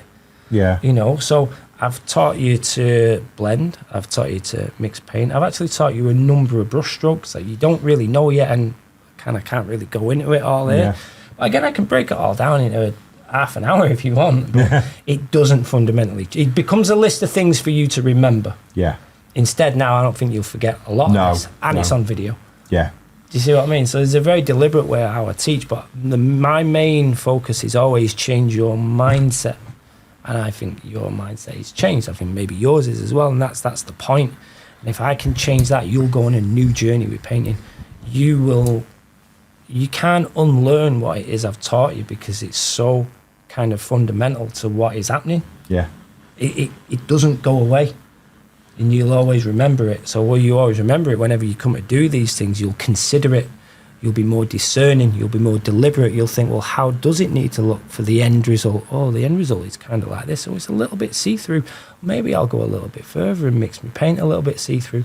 Because mixing a glaze and mixing a base coat is exactly the same process. Do you get that? Yeah. I just go further down that spiral and then stop there.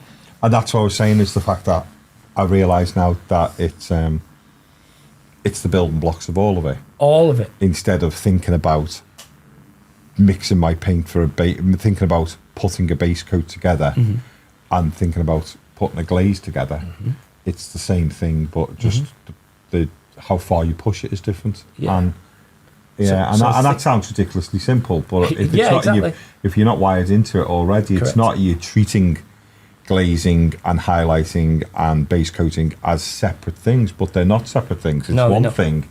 It's just got The concept is changed. Yeah. The jargon is changed. But if you remain true to the facts of what's happening, there's just the simple, immutable, this is happening in front of me and it has these factual properties, then you're all of a sudden in control. Yeah. You're in control of yourself and you can start to make great choices. You can stack them on top of each other and you can move up through the skill levels a lot quicker. And and I think this is the interesting thing, and this is what, and no disrespect to our peers and the people who spend a lot of time researching and practicing painting miniatures and then put out some really, really amazingly good videos. But there's something about being next to the person, and it's just funny, isn't it? Yeah, well, it's got a it feels like it's a completely different, more tactile thing. That you can't get through a screen as much. And, I'm saying people out there produce amazing videos, they really do. But being next to you, and then and I know people go, oh well, how weird to see somebody holding another man's hand, but to do that, but I even stroked your arm. I know it was like, plays though, doesn't it? Yeah, it does. Because I'm trying to give you a visceral experience. That you seeing somebody on the video going, and then I did this. You go until you're next to a person and see exactly it. It's just as there's a brilliant painting videos out there, but I now realise there is a massive disconnect. It's huge. Yeah. Do you want to go, Patrick? Quickly. You've had like 2 hours worth of watching this. Yeah, I can give it a go. Well, I'll do it after we finish the video, because otherwise, I won't be able to change the angles and everything. Your OnlyFans page. Yes. No, that was meant to be a secret. There is and as much as God, we kind of talked about it a little bit, didn't we? But I think there's a huge disconnect in painting tutorials on YouTube. So let's take Duncan, for example, and it's not his just because he's the biggest, or certainly like one of the most popular. His videos include palette shots, which is great. Not everybody does. Every video should. Yeah. And there's a lot in there, and he shows you sort of thinning down the paints and all that sort of stuff, but I find it still really quite difficult to fully you need a lot of students. Yeah. That's because this information doesn't come from me. It comes from me and my students being together and exploring this information. Generally their curiosity is like, how the fuck do you actually do that? Well, how do I actually do that? And in the beginning, I may have said this before, but whatever, I'd started taking notes on why am I teaching beginner students and expert students? Why am I teaching them the same information? So I started logging what that information was and why that information was. And then I started breaking it down. And it's not necessarily my information. Yeah.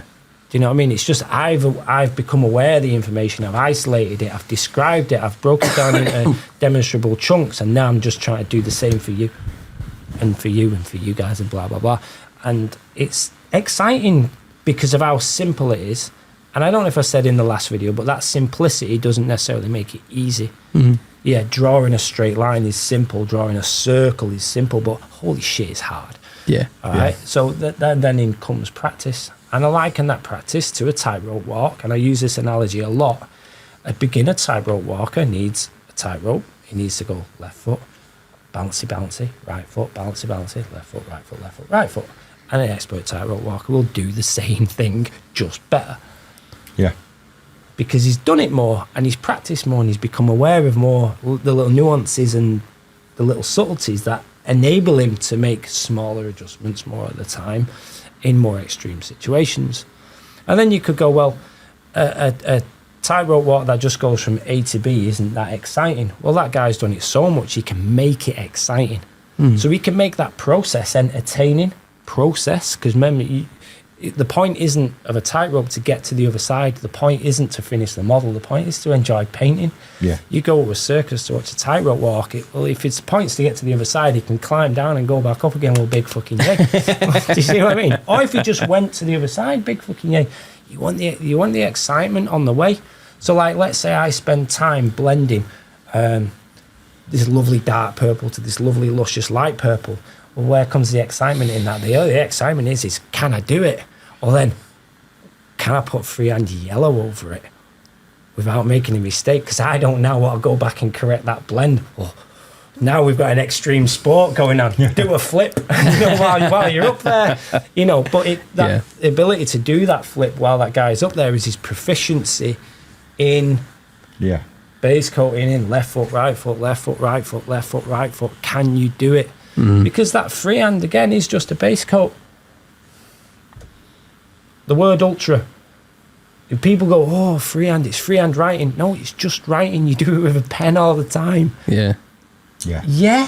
Why should it change with a brush? Oh, but pressure. But if I give you a pen now and get you to write your name hard, you'll write Geoff hard. It'll be in your handwriting. Write Geoff normally. You'll write Geoff normally. It'll be in your handwriting. Write Geoff very light. It'll be. Which one would you do with a paintbrush? The light one. Yeah. So your illusion that you're not good at freehand is an illusion, and you've responded as if it's true. Because I think when I've tried Don't to be do intimidated. freehand in the past, I'm like, I guess, scared of it and trying to. I'm not writing it. My paint's way too thin. I maybe don't have enough of it. You see how you're giving yourself your own diagnosis? Yeah, Beautiful. and I'm trying to etch out. Well, I do the straight bit on this and then down a little bit. Like, I'm not writing anymore. Yeah, correct. So then no wonder it looks crap. Do you see what I mean? So like, that's just block capitals, isn't it? Yeah. But people see amazing freehand. I just see some writing with a paintbrush. Yeah. Yeah. Yeah. Do you see what I mean? And once you break down that illusion, I had a lovely analogy a second ago. It comes back to the tightrope walk. I'll pop back in if it pops back in. But it's all built on this simplicity and this skill set. Oh, the point is if that beginner tightrope walker was scared of them practicing, he's not going to get better. If you'd have ran with the idea that this is intimidating, you're not going to carry on your practice of freehand. You're not going to get better at it. It's a toy fucking soldier. Yeah. You can get them dirt cheap off eBay. If you buy something from Warlord, they'll send you a sprue for free. Yeah. Your cousin's got some in his loft. Whatever it is, it can be fixed. It can be overcome. Yeah. You're all great painters because you can write your name. And you've got eyes and you can see how things are behaving. Yeah. You know what a brush with a blob on the end looks like. You know what a brush with a point on the end looks like.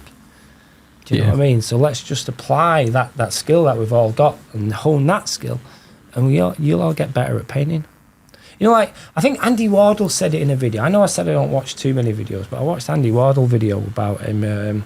He was painting his wood elf healing a deer. Oh, yeah. Oh, He yeah, put yeah. it for Golden Demon. I thought it was a beautiful model. But do you know what? I think it might be a different video, but he was talking about another person's painting, and he was talking about it in terms of attention, and passion and all these personal qualities he wasn't necessarily talking about in ways that now that's a man that I can see is emotionally invested in painting. He understands like the internal aspects. He understands what personal qualities you need to develop to become a great painter. And that was fascinating for me because you don't often hear that spoken about in painting circles. And that was admirable for him to put that information out there because he was talking about Albert Moretto fonts. Yeah. Like that is not, that's personal development that creates painting development. Yeah. You need to go, okay, my mindset right moment is in this state of affairs and I'm going to create X. So let's say you're impatient, you're frustrated, you're down, you're going to create painting that contains that. So the moment you can recognize that, okay, now we're going to have fun. You're going to change the way you paint. You're going to see more things. You're going to become a new painter.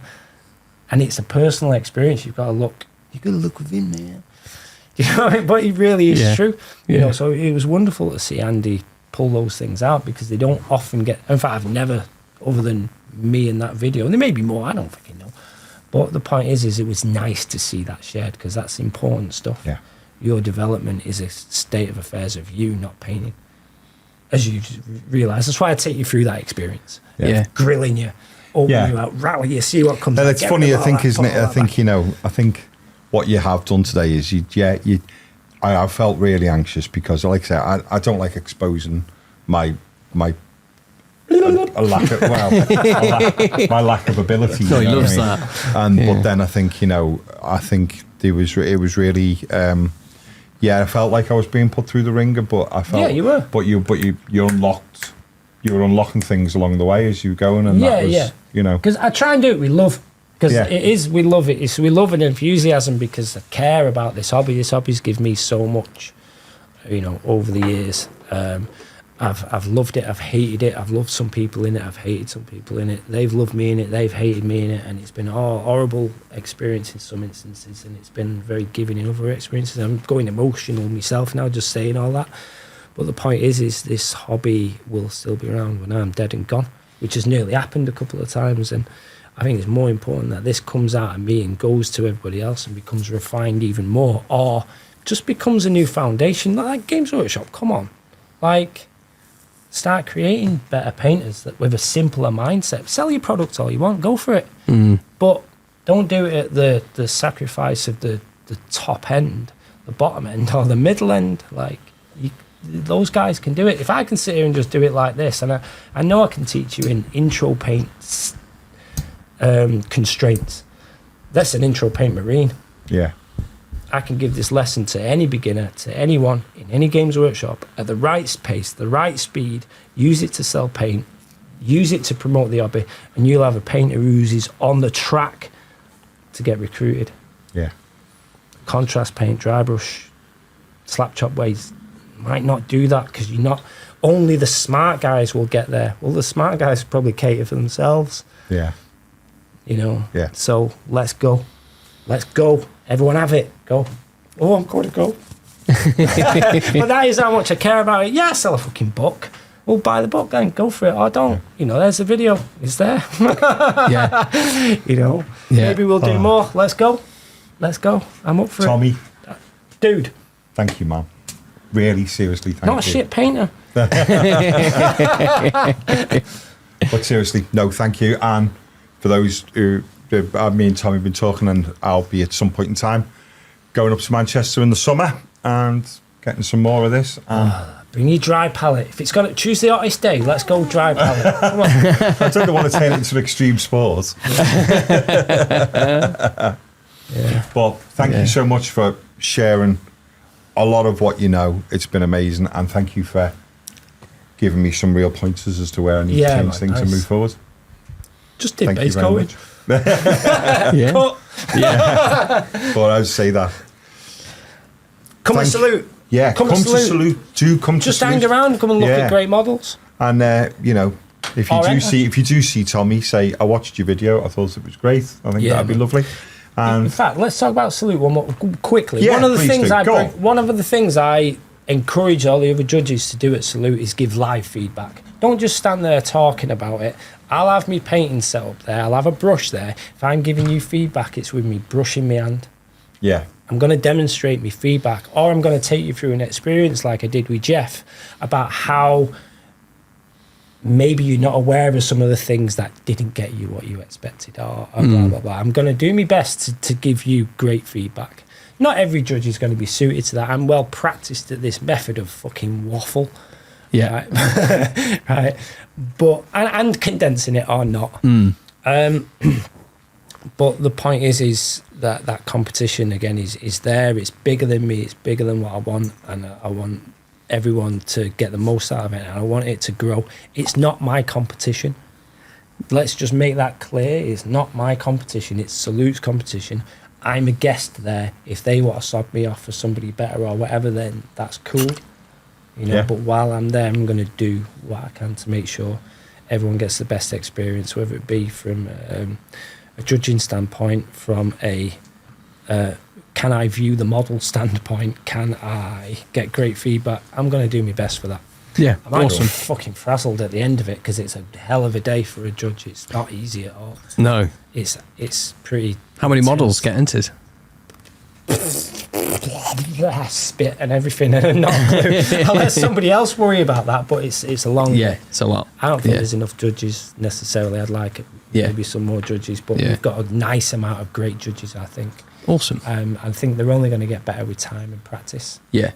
You know, because judging's a skill and it needs exposure and to develop that skill. Yeah. Anyway, thank you. No. Thank you. It's been an Tommie, absolute thank you pleasure. for coming down. It's really, really, really kind of you. Thank Yeah, you for nice. coming on. And Yeah, Dude. we'll stick a link to your book in the description if anybody wants it, Oh, cheers. and your Let's go. Instagram. Handshake. Handshake. Pleasure as always. Yeah. Handshake. No, Oh, yeah, let me have a no, stroke. I'll have a stroke instead. Yeah. Yeah. There we go. Right. Hugs instead. Thank you yeah. for watching, Thanks everyone. everybody. If you don't already, please like, subscribe, notification, and a massive big thank you as always to the Patreons. We rely on your support, and it's so nice of you to do so. So take care, everyone. Bye-bye. Bye. Bye-bye.